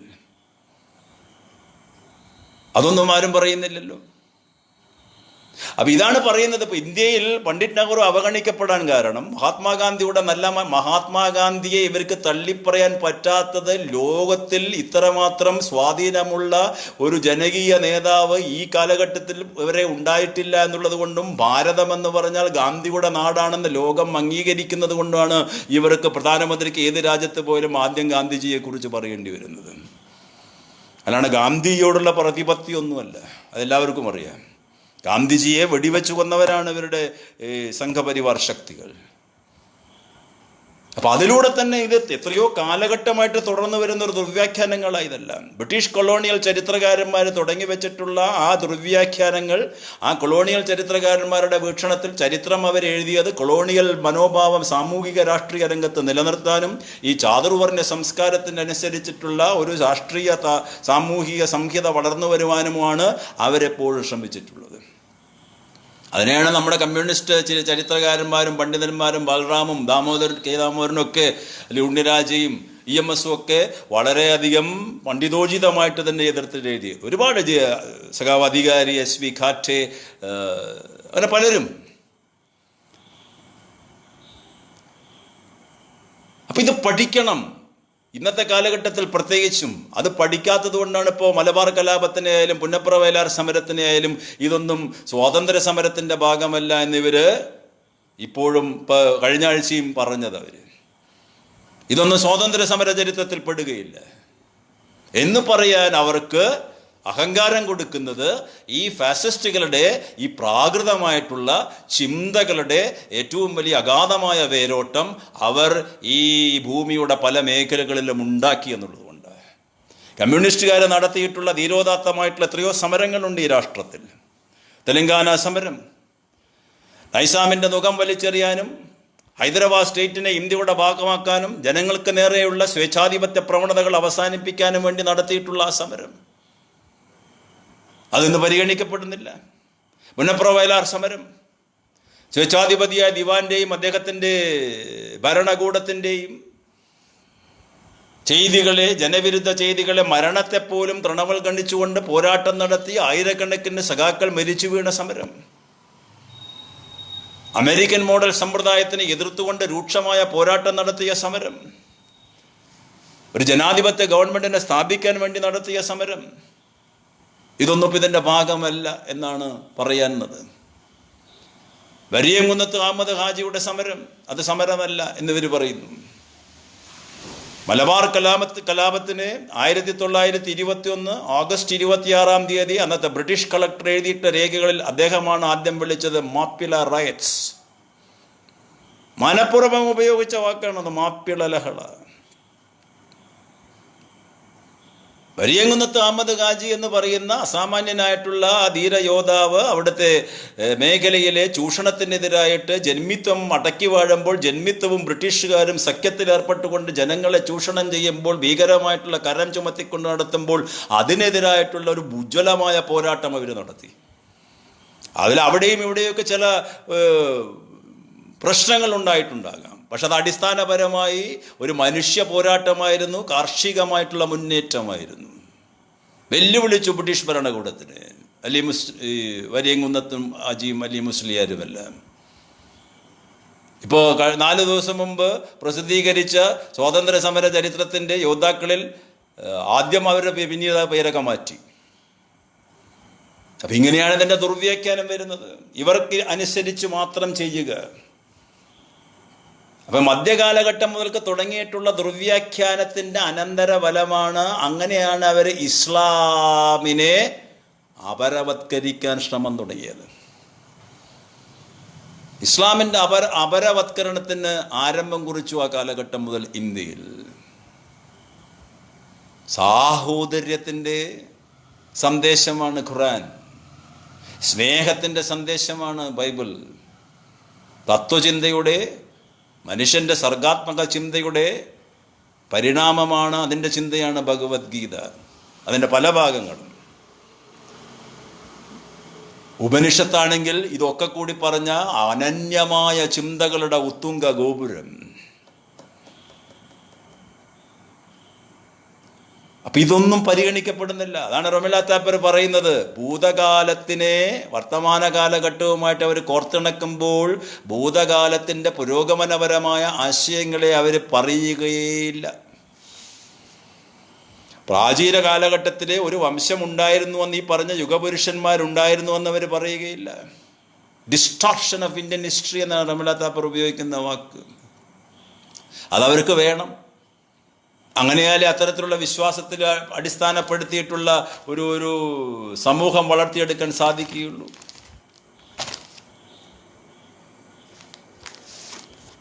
ഒരു ചരിത്രം എഴുതുമ്പോൾ, ചരിത്രത്തിനെക്കുറിച്ച് നമ്മൾ പരിശോധിക്കുമ്പോൾ, ആ ചരിത്രം പരിശോധിക്കാനും അത് എഴുതാനും വേണ്ടി ചരിത്രകാരന്മാരുടെ മുന്നിലുണ്ടാകേണ്ട ഏറ്റവും വലിയ വസ്തുത അതിൻ്റെ ഡാറ്റകളാണ്. കളക്ടിങ് ദ ഡാറ്റകൾ കളക്ട് ചെയ്താൽ പോരാ. ആ കളക്ട് ചെയ്തിട്ടുള്ള ഡാറ്റകൾ, അതിൻ്റേതായിട്ടുള്ള രേഖകൾ എത്രമാത്രം റിലയബിൾ ആണ്, എത്രമാത്രം അത് സത്യസന്ധമാണ് എന്നുകൂടി ആ ചരിത്രകാരൻ പരിശോധിക്കണം.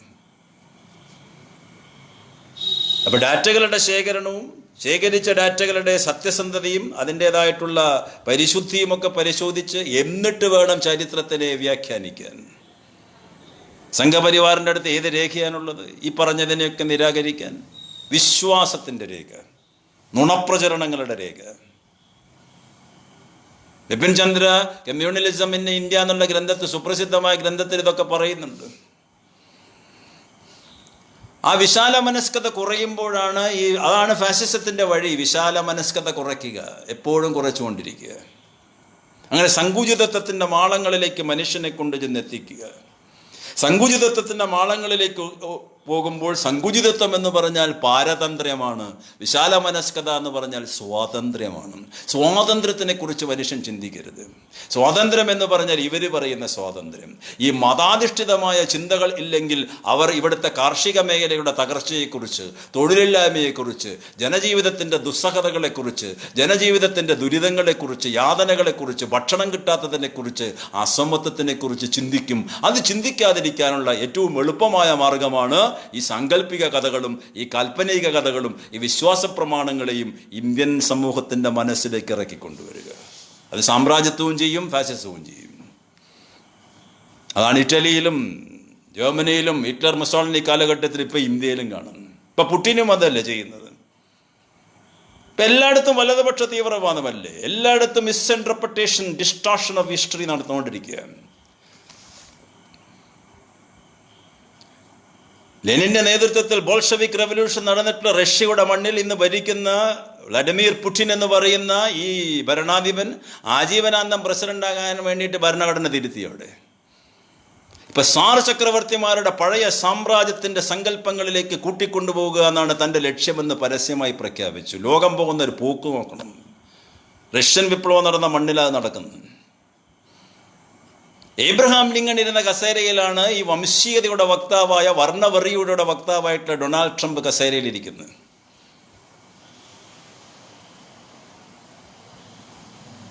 തുർക്കിയിലെ ഭരണാധിപനായിട്ടുള്ള ഉർദോഗാൻ പറയുന്നത് പഴയ ഖലീഫേറ്റ് സ്ഥാപിക്കണമെന്ന വലിയ സാമ്രാജ്യം, ഖലീഫമാരുടെ സാമ്രാജ്യം.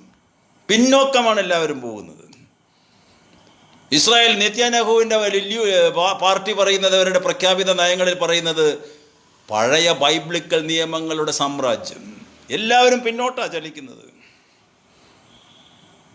അപ്പം ഈ മിത്തുകളെ എല്ലാവരും കൂട്ടുപിടിക്കുന്നു. അതിന് ജനങ്ങളെ വശീകരിക്കാൻ സാധ്യമുണ്ട്. അതുകൊണ്ടാണ് ഇവിടെ പുരോഗമനപരമായ ആശയങ്ങൾ പറയുന്നവരെ ജയിലിലടയ്ക്കുന്നു, ആവിഷ്കാര സ്വാതന്ത്ര്യം തടയുന്നു, അഭിപ്രായ സ്വാതന്ത്ര്യം തടയുന്നു, എഴുതിയാലും പ്രസംഗിച്ചാലും വരച്ചാലും ഒക്കെ ജയിലിലിടുന്നു. അങ്ങനെ എത്രയെത്ര ചിന്തകന്മാരെപ്പോഴും ജയിലിലുണ്ട്. എത്ര പേരെ അവർ ഉന്മൂലനം ചെയ്തു ജീവൻ. ഗൗരി ലങ്കേഷിനെ അടക്കം, ഗൽബുർഗി, ഗോവിന്ദ് ബൻസാരെ അടക്കം. ചരിത്രം പറഞ്ഞാൽ, വസ്തുനിഷ്ഠമായിട്ട് പറഞ്ഞാൽ ഇവർക്ക് ഭീതിയാണ്.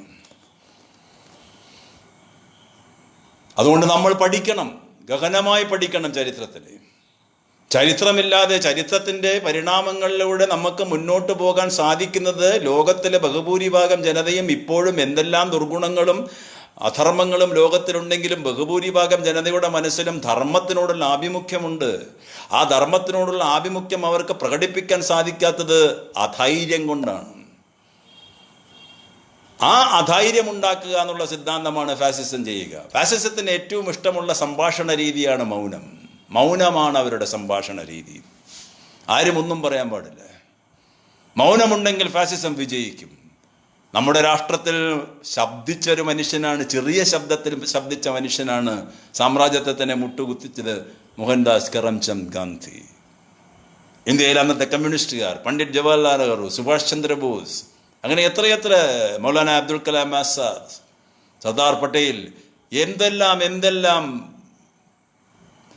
പ്രതിസന്ധികളിലൂടെ കടന്നു വന്ന് നമ്മൾ ഈ ഭാരതത്തിൻ്റെ ഉജ്ജ്വലമായ ചിന്തകളെ സ്വാതന്ത്ര്യ സമരത്തിൽ പോലും ഉയർത്തിക്കാട്ടി ഗാന്ധി. ജനാധിപത്യം എന്നുള്ളത് അവസാനത്തവൻ്റെ കണ്ണീരൊപ്പലാണെന്ന് ഗാന്ധി പറഞ്ഞു. ഗാന്ധിയെ കൊണ്ടത് പറയിപ്പിച്ചത് ഇന്ത്യയുടെ പൗരാണിക ചിന്തകൾ. സമത്വം, സാഹോദര്യം, സ്വാതന്ത്ര്യമാണ് ഇന്ത്യൻ ഭരണഘടനയുടെ ആപ്തവാക്യമെന്ന് ഡോക്ടർ അംബേദ്കർ എഴുതി വെച്ചു.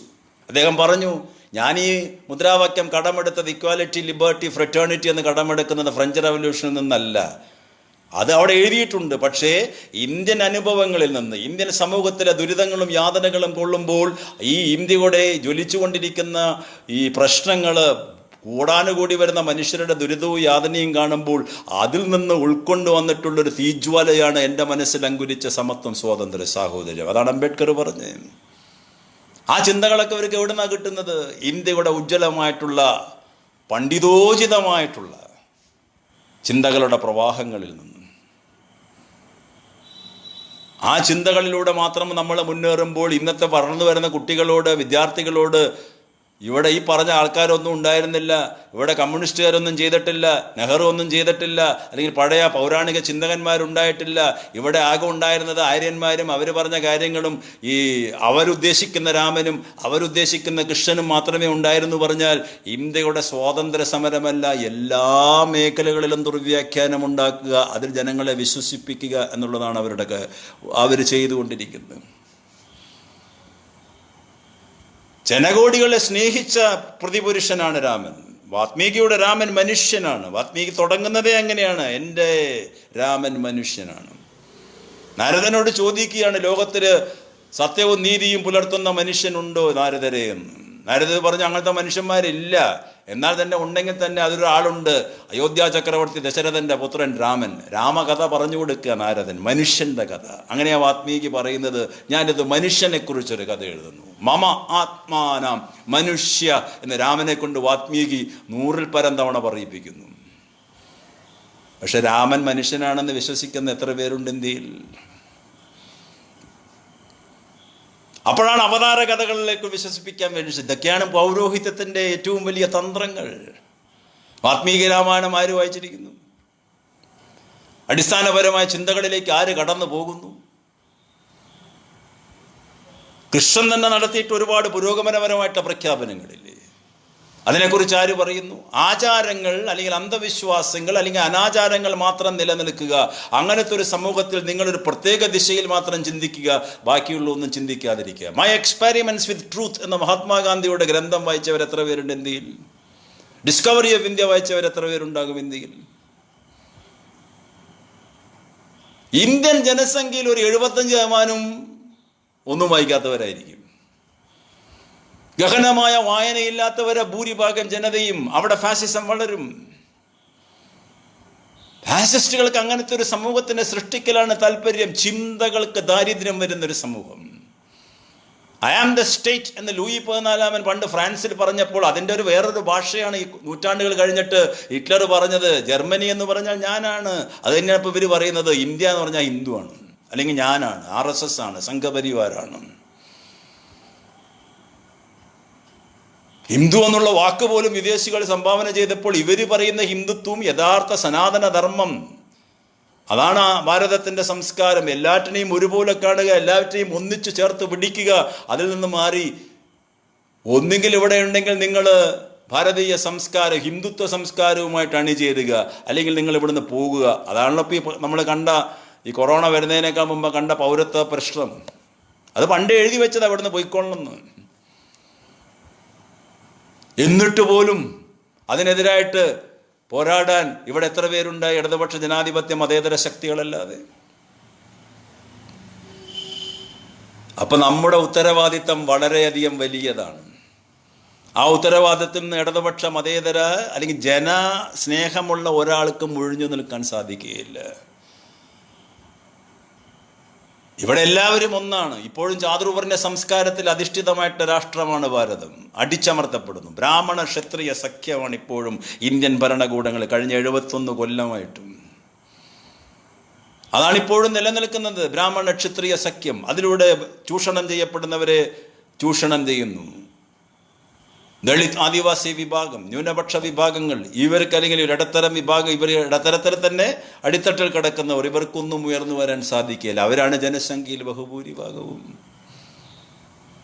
ഈ പറയുന്ന ആൾക്കാരാണ് ഇന്ത്യയുടെ ഈ ചിന്താമണ്ഡലം മുഴുവൻ ഉണ്ടാക്കി കൊടുത്തത്. രാമായണം എഴുതിയത് ഒരു ദളിതനാണ്, കാട്ടാളനാ വാത്മീകി. മഹാഭാരതം എഴുതിയത് വേറൊരു ദളിതനാണ്, മുക്കുവസ്ത്രീയുടെ മകനാണ് വ്യാസൻ, ദളിതനാണ്. അംബേദ്കർ പറയും അദ്ദേഹത്തിന്റെ പ്രസംഗത്തിൽ, രാമായണം എഴുതിയത് വാത്മീകി ദളിതൻ, വ്യാസൻ മഹാഭാരതം എഴുതി അതും ദളിതൻ. പിന്നെ അവരെന്നോട് എഴുതാൻ പറഞ്ഞു ഭരണഘടന, ഞാൻ അത് എഴുതി കൊടുത്തു, ഞാനും ദളിതൻ. ചിന്തകളൊക്കെ കൊടുത്തത് ദളിതന്മാര്. വിശ്വപ്രസിദ്ധമായ ലോകത്തിലെ തന്നെ ഏറ്റവും വലിയ സുപ്രസിദ്ധമായ ഭരണഘടനയെ വിഭാവനം ചെയ്ത് ഉണ്ടാക്കി കൊടുത്തതിന് നേതൃത്വം കൊടുത്തത് ഡോക്ടർ അംബേദ്കർ. എന്നിട്ട് അവര് വേണ്ട അവിടെ.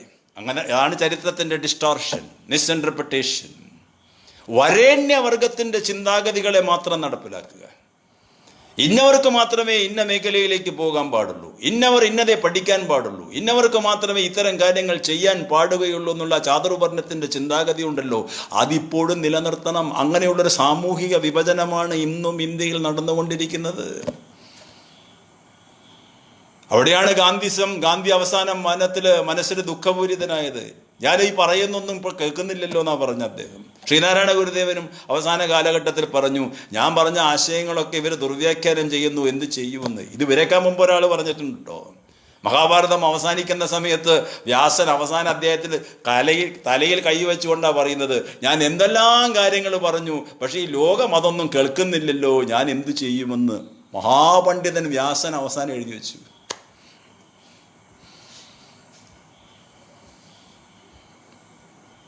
അത്രമാത്രം ജനമനസ്സിലേക്ക് ഈ നല്ല ഉപദേശങ്ങൾ, നല്ല ചിന്തകൾ കടന്നു ചെല്ലാൻ ത്യാഗോജലമായ സമരങ്ങൾ നടത്തി, തെലങ്കാന സമരം, പുന്നപ്ര വയലാർ, കയ്യൂർ, കരിവള്ളൂർ ഇതൊക്കെ നടത്തിയിട്ടും അത് എന്തിനു വേണ്ടിയിട്ടായിരുന്നു?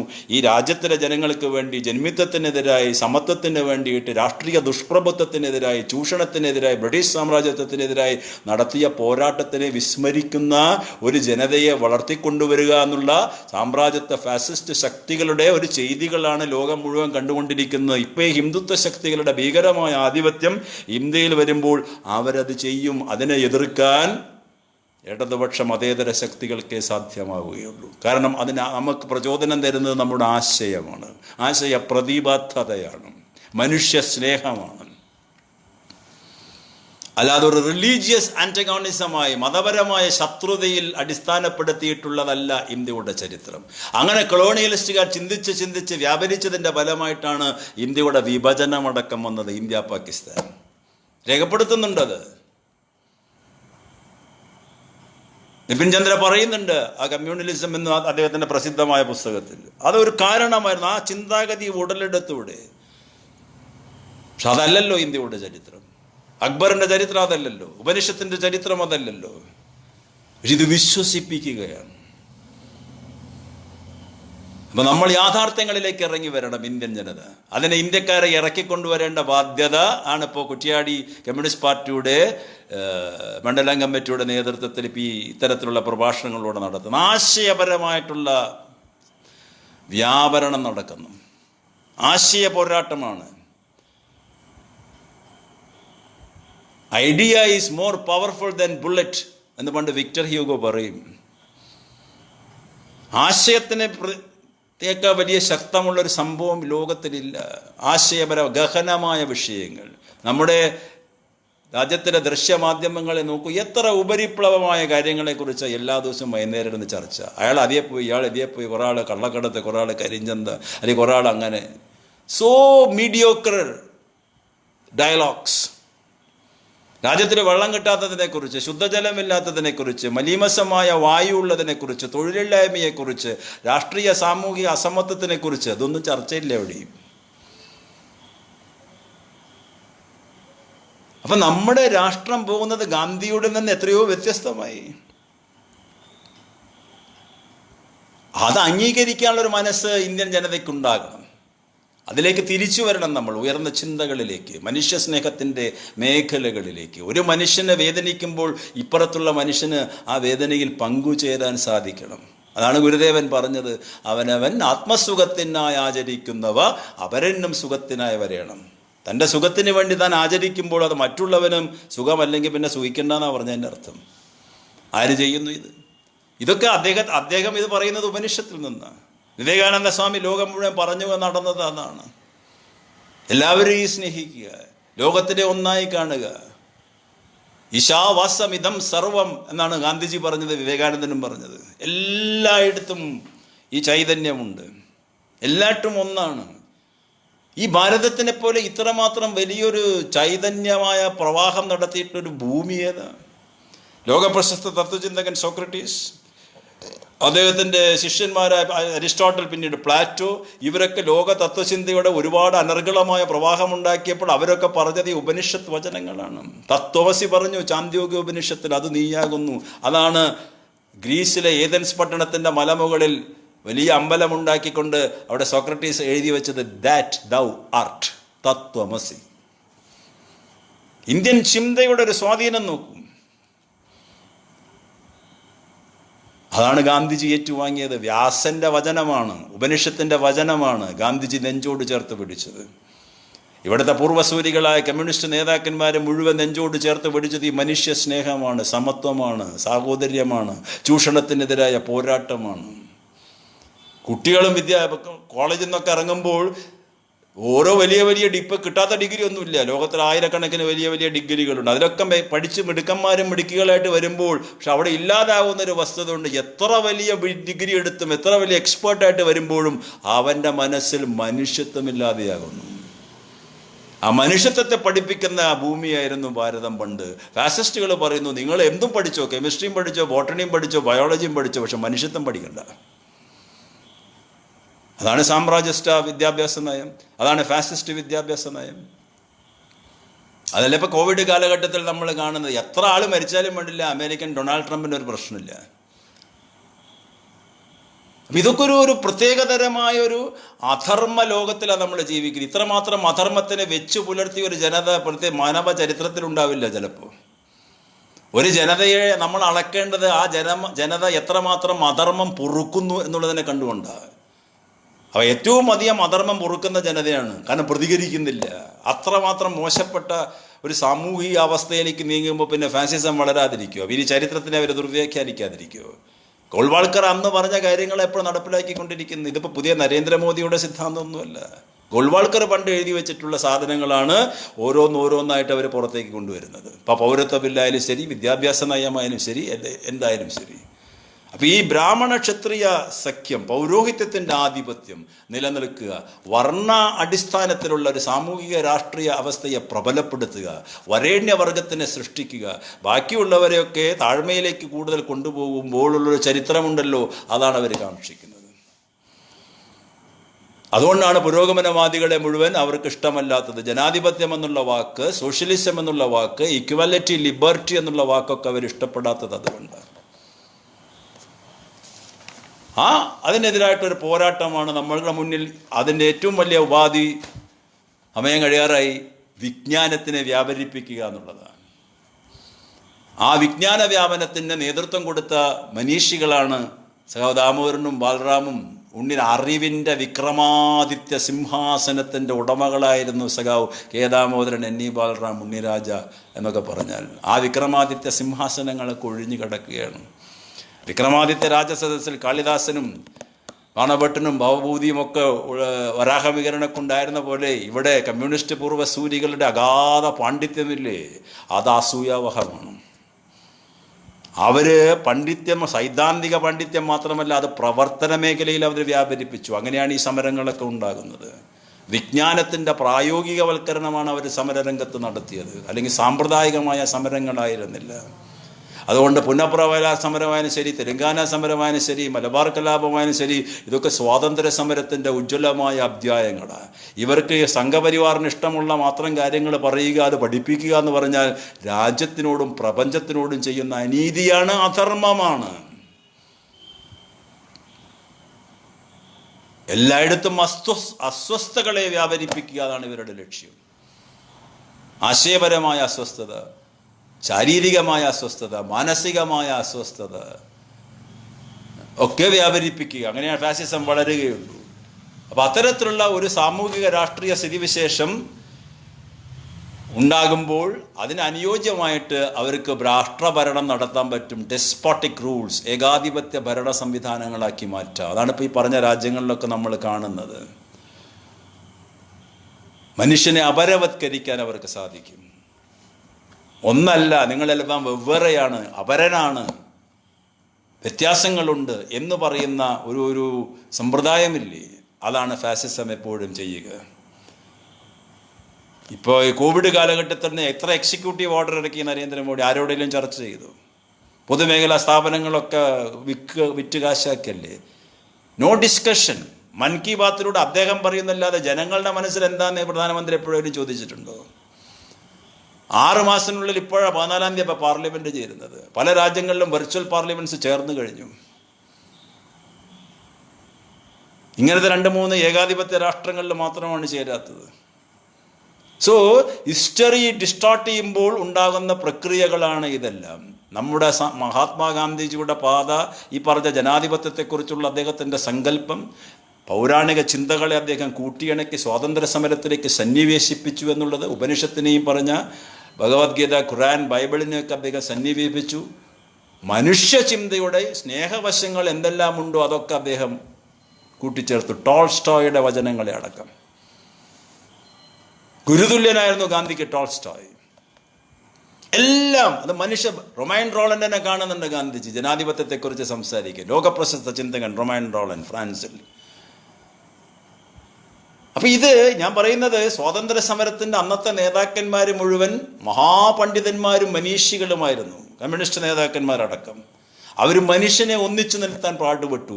അത് ഇല്ലായ്മ ചെയ്യപ്പെടുന്നത് ഇത്തരത്തിലുള്ള ഒരു പൗരോഹിത്യ ആധിപത്യത്തിൻ്റെതായിട്ടുള്ള ഒരു അന്തരീക്ഷം വന്നതോടു കൂടിയിട്ട് ഈ ശങ്കരാചാര്യരുടെ എന്താ പറയുക ജഗന്മിഥ്യ ബ്രഹ്മസത്യം എന്നുള്ള വാദഗതി ലോകത്തിലാകമാനം വ്യാപരിപ്പിച്ചപ്പെട്ടതോടുകൂടി വിശ്വാസങ്ങൾക്ക്, മിത്തുകൾക്ക്, കാൽപ്പനിക കഥകൾക്ക്, അനാചാരങ്ങൾക്ക്, അന്ധവിശ്വാസങ്ങൾക്കൊക്കെ പ്രാമുഖ്യം കൊടുത്തതോടുകൂടി ലളിതമായ സൂത്രങ്ങളിലൂടെ അവർ ലോകത്തിലെ മനുഷ്യൻ്റെ മനസ്സിലേക്ക് ഇറങ്ങിച്ചെന്നു. അതാണ് ഓരോ ഉത്സവങ്ങളും അവർ ആഘോഷിക്കുന്നത്, ഓരോ തരം കഥകൾ പറയുന്നത്, അങ്ങനെ പലതും പറയുന്നത്. അതാണ് വാമനനെ പറഞ്ഞ ദേഷ്യം, കൃഷ്ണനെ പറഞ്ഞ ദേഷ്യം. അതൊക്കെ ഒരു മഹത്വവൽക്കരണ കൃഷ്ണൻ എന്താണ് പറഞ്ഞതെന്ന് പറയില്ല, രാമൻ എന്താണ് പറയുന്നത് പറയില്ല. നിങ്ങൾ അവർ പറയാൻ പാടില്ല, അത് മാത്രമേ പറയുള്ളൂ. മറ്റുള്ളിടത്തും അതെ. വിശുദ്ധ ഖുർആനെ വല്ലതും പറഞ്ഞാൽ അഭിപ്രായങ്ങൾ പറയാൻ മൗലികവാദികളെ സമ്മതിക്കില്ല. അഭിപ്രായം പറയുന്നവർക്ക് ഇഷ്ടമല്ല. എന്നാൽ പ്രവാചകൻ പറഞ്ഞ, കൃഷ്ണൻ പറഞ്ഞ, രാമൻ പറഞ്ഞ, കസ്തുദേവൻ പറഞ്ഞിട്ടുള്ള നല്ല കാര്യങ്ങൾ ഇവർ പറയുന്നുണ്ടോ? അതൊട്ട് പറയൂല. മഹാത്മാഗാന്ധി പറഞ്ഞ നല്ല കാര്യം പറയില്ല. കാറൽ മാർക്സ് പറഞ്ഞിട്ടുള്ള ഉജ്ജ്വലമായ മാനവ സ്നേഹത്തിൻ്റെ ഗാഥകൾ ഏതെങ്കിലും ഇത്തരത്തിലുള്ള ഒരു പണ്ഡിതന്മാർ പറയില്ല. അപ്പം നമ്മൾ ഈ ഉപരിപ്ലവമായ ചിന്തകളിലൂടെ ഇങ്ങനെ ദൈനംദിന ജീവിതം നയിക്കാതെ കുറച്ച് ചിന്തിച്ചുകൊണ്ട് ഗഹനമായ രീതിയിൽ കാര്യങ്ങളെ വസ്തുനിഷ്ഠമായിട്ട് പരിശോധിച്ചുകൊണ്ട് മുന്നോട്ട് പോകണം. ആത്മപരിശോധന നടത്താത്ത ജീവിതം ഉപയോഗശൂന്യമാണെന്ന് സോക്രട്ടീസ് പറഞ്ഞു, പിന്നീട് മഹാത്മാഗാന്ധി പറഞ്ഞു. Life without introspection is useless. ആത്മപരിശോധന നടത്തണം ഈ കാലഘട്ടത്തിൽ. എന്തുകൊണ്ട് ഈ വർഗീയ ഫാസിസ്റ്റ് ശക്തികൾ വളർന്നു വരുന്നു എന്നുള്ളത് നമ്മൾ സമഗ്രമായിട്ട് ചിന്തിക്കണം. അതുകൊണ്ട് അതിൻ്റെ ഏറ്റവും പ്രബലമായ കാരണം അവരെപ്പോഴും ലക്ഷ്യമിടുന്നത് ഈ ആശയങ്ങളെയാണ്. അവരവരുടെ കലാരൂപങ്ങളിലൂടെ, സാഹിത്യരൂപങ്ങളിലൂടെ, അമ്പലങ്ങളിലെ ഉത്സവങ്ങളിലൂടെ, മറ്റു മേഖലകളിലുള്ള ആൾക്കൂട്ടത്തിലൂടെ ഒക്കെ അവർ പ്രചരിപ്പിക്കുന്നത് ഇത്തരത്തിലുള്ള മതാധിഷ്ഠിത ചിന്തയാണ്. അതിനവർ പിടിക്കുന്നത് ഇത്തരത്തിലുള്ള മിത്തുകളെ അല്ലെങ്കിൽ മേക്ക് ബിലീഫ് കഥകളെ ഒക്കെയാണ്. അതാണ് ഭാരതത്തിലുടനീളമുണ്ടായിട്ട്. അതുകൊണ്ട് ഈ ചരിത്ര ദുർവ്യാഖ്യാനം നടത്തുമ്പോൾ, പല സമരങ്ങളെയും അവർ തള്ളിപ്പറയുമ്പോൾ അവർ കൂട്ടുപിടിക്കുക ഈ തന്ത്രങ്ങൾ തന്നെയായിരിക്കുമെന്ന് പണ്ടേ എൻ വിജയൻ മാഷ് പറഞ്ഞിട്ടുണ്ട്. ഈ പറഞ്ഞിട്ടുള്ള മനീഷികളൊക്കെ പറഞ്ഞിട്ടുണ്ട്. അതൊക്കെ നമ്മുടെ മുന്നിലുള്ള തെളിവുകളാണ്. സഖാക്കളെ, സുഹൃത്തുക്കളെ, ഉജ്ജ്വലമായ ആശയ പോരാട്ടത്തിൻ്റെ വേദിയാക്കി നമ്മുടെ മനസ്സിനെ മാറ്റുക, നമ്മുടെ പ്രവർത്തന മേഖലയെ മാറ്റുക. അസാമാന്യമായിട്ടുള്ള ആശയ പോരാട്ടമാണ് നമ്മുടെ മുന്നിലുള്ള വഴി. ഒരു ദാർശനികമായ വിപ്ലവം നടക്കണം മനുഷ്യ സ്നേഹത്തിന് വേണ്ടി, മനുഷ്യ സാഹോദര്യത്തിന് വേണ്ടി. അല്ലാതെ ഒരു രക്ഷയുമില്ല ഈ ഫാസിസ്റ്റുകളെ അതിജീവിക്കാൻ. ഇവർ സമഗ്ര സമ്പത്ത് ഉപയോഗിച്ച്, അധികാരം ഉപയോഗിച്ച്, പണം ഉപയോഗിച്ചുകൊണ്ടൊക്കെ, വിശ്വാസം ഉപയോഗിച്ചുകൊണ്ട് എല്ലാറ്റിനെയും കീഴടക്കുമ്പോൾ മനുഷ്യസ്നേഹികളായ, സാഹോദര്യം പുലർത്താൻ വേണ്ടി കാക്ഷിക്കുന്ന നമ്മുടെ മനസ്സിലുള്ളത് എപ്പോഴും ഈ പറഞ്ഞ പുരോഗമന ചിന്തകളും സഹജീവി സ്നേഹവുമാണ്. എല്ലാവരെയും ഒരുമിച്ച് കാണുക, ഒന്നിച്ച് കാണുക എന്നുള്ള സിദ്ധാന്തമാണ്. അതാണ് നമ്മൾ വേണ്ടത്. We cannot distort history. ചരിത്രത്തിനെ ദുർവ്യാഖ്യാനിക്കാൻ പാടില്ല. റൊമേല താപ്പർ ഒരു പുസ്തകമുണ്ട്, അത് പബ്ലിക് ഇൻ്റലക്ച്വൽസ് എന്നൊരു പുസ്തകം എഴുതി റൊമേല താപ്പർ 2 കൊല്ലം മുമ്പ്. അതിൽ പറയുന്നുണ്ട്, ഇൻ്റലക്ച്വൽസ് എന്ന് വിളിക്കപ്പെടുന്ന ആൾക്കാർ പോലും ഇതിനെ വസ്തുനിഷ്ഠമായിട്ട് പരിശോധിച്ചിട്ടില്ലെങ്കിൽ ആ വലിയ ഇൻ്റലക്ച്വൽസ് പോലും പക്ഷപാതപരമായ സമീപനം എടുക്കും ചിലപ്പോഴും. ആ റൊമേല താപ്പറയുടെ ബയോഡാറ്റയാണ് ഈ ഫാസിസ്റ്റുകൾ ചോദിച്ചത്, നിങ്ങൾക്ക് എന്താ യോഗ്യത എന്ന് ചോദിച്ചത്. അത് കണ്ടല്ലോ നമ്മൾ 1 കൊല്ലം മുമ്പേ.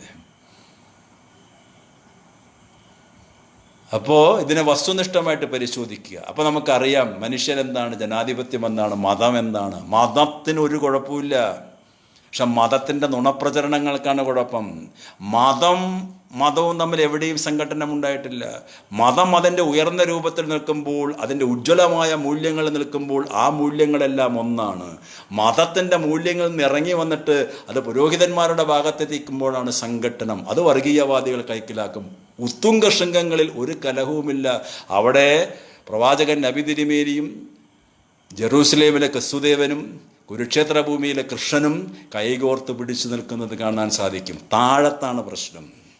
ആ താഴത്ത് പ്രശ്നമുണ്ടാക്കണമെന്ന് നിർബന്ധമുള്ളവരാണ് ഈ ഫാസിസ്റ്റുകൾ, സംഘപരിവാർ, അല്ലെങ്കിൽ മറുഭാഗത്തുള്ള ജമാഅത്തെ ഇസ്ലാമി തുടങ്ങിയിട്ടുള്ള സംഘടനകൾ. അവരും ചരിത്രത്തിന് ദുർവ്യാഖ്യാനിക്കുന്നുണ്ട്. അപ്പം ഇതൊക്കെ പഠിച്ചുകൊണ്ട് നമ്മൾ വസ്തുനിഷ്ഠമായ രീതിയിൽ, കമ്മ്യൂണിസ്റ്റുകാരൻ്റെ കടമ പഠിക്കുക, വസ്തുനിഷ്ഠമായിട്ട് പഠിക്കുക, ലോകത്തിനെ അറിയുക. ഹിറ്റ്ലറെ തോൽപ്പിച്ചിട്ടുള്ള ഒരു ശക്തിയാണ് കമ്മ്യൂണിസം. ഭീകരമായ ഏകാധിപത്യത്തിനെതിരായ പോരാട്ടം നടത്തിയ ശക്തിയാണ് കമ്മ്യൂണിസം. പ്രത്യയശാസ്ത്രത്തിന് ഒരു കുഴപ്പവും പറ്റിയിട്ടില്ല. പക്ഷേ കാലഘട്ടങ്ങളിൽ ആ പ്രത്യയശാസ്ത്രത്തിനെ പ്രായോഗികവൽക്കരിച്ച രീതിയിൽ ചില കുഴപ്പങ്ങൾ പറ്റി എന്നുള്ളത് ലോക ചരിത്രം നമ്മളോട് പറഞ്ഞിട്ടുണ്ട്. ഇന്നും മാർക്സിസ്റ്റ് പ്രത്യയശാസ്ത്രത്തിന് അപചയമില്ല. കാരണം അത് മനുഷ്യനെ സ്നേഹിക്കുന്ന പ്രത്യയശാസ്ത്രമാണ്. ഗാന്ധി മനുഷ്യന് എത്ര പ്രാമുഖ്യം കൊടുത്തു, അതുപോലെ തന്നെ മാർക്സും പ്രാമുഖ്യം കൊടുത്തു. അതിൻ്റേതായിട്ടുള്ള ഒരു സമന്വയത്തിലൂടെ ഈ രാജ്യത്തിൻ്റെ സംസ്കൃതിയെ, സാഹോദര്യത്തിൻ്റെ സംസ്കൃതിയെ കൂട്ടുപിടിച്ചുകൊണ്ട് മുന്നോട്ട് നടക്കുമ്പോൾ ശുഭാപ്തി വിശ്വാസത്തോടുകൂടി, നിശ്ചയദാർഢ്യത്തോടുകൂടി പറയുമ്പോൾ നമുക്ക് ഇന്ത്യാ ചരിത്രത്തിനെ വസ്തുനിഷ്ഠമായിട്ട് പറയാൻ സാധിക്കും. അതാണ് സംഘപരിവാർ ആശയത്തിനുള്ള ഉജ്ജ്വലമായിട്ടുള്ള കവചകുണ്ഡലങ്ങളെന്ന് മാത്രം പറഞ്ഞുകൊണ്ട് ഉപസംഹരിക്കുന്നു. ഈ പ്രഭാഷണം നടത്താൻ അവസരം തന്ന കുറ്റ്യാടി CPI മണ്ഡലം കമ്മിറ്റിക്കും സഖാവ് സുരേഷിനും വിജിത്തിനും ഒക്കെ നന്ദി പറഞ്ഞുകൊണ്ട് ലാൽ സലാം.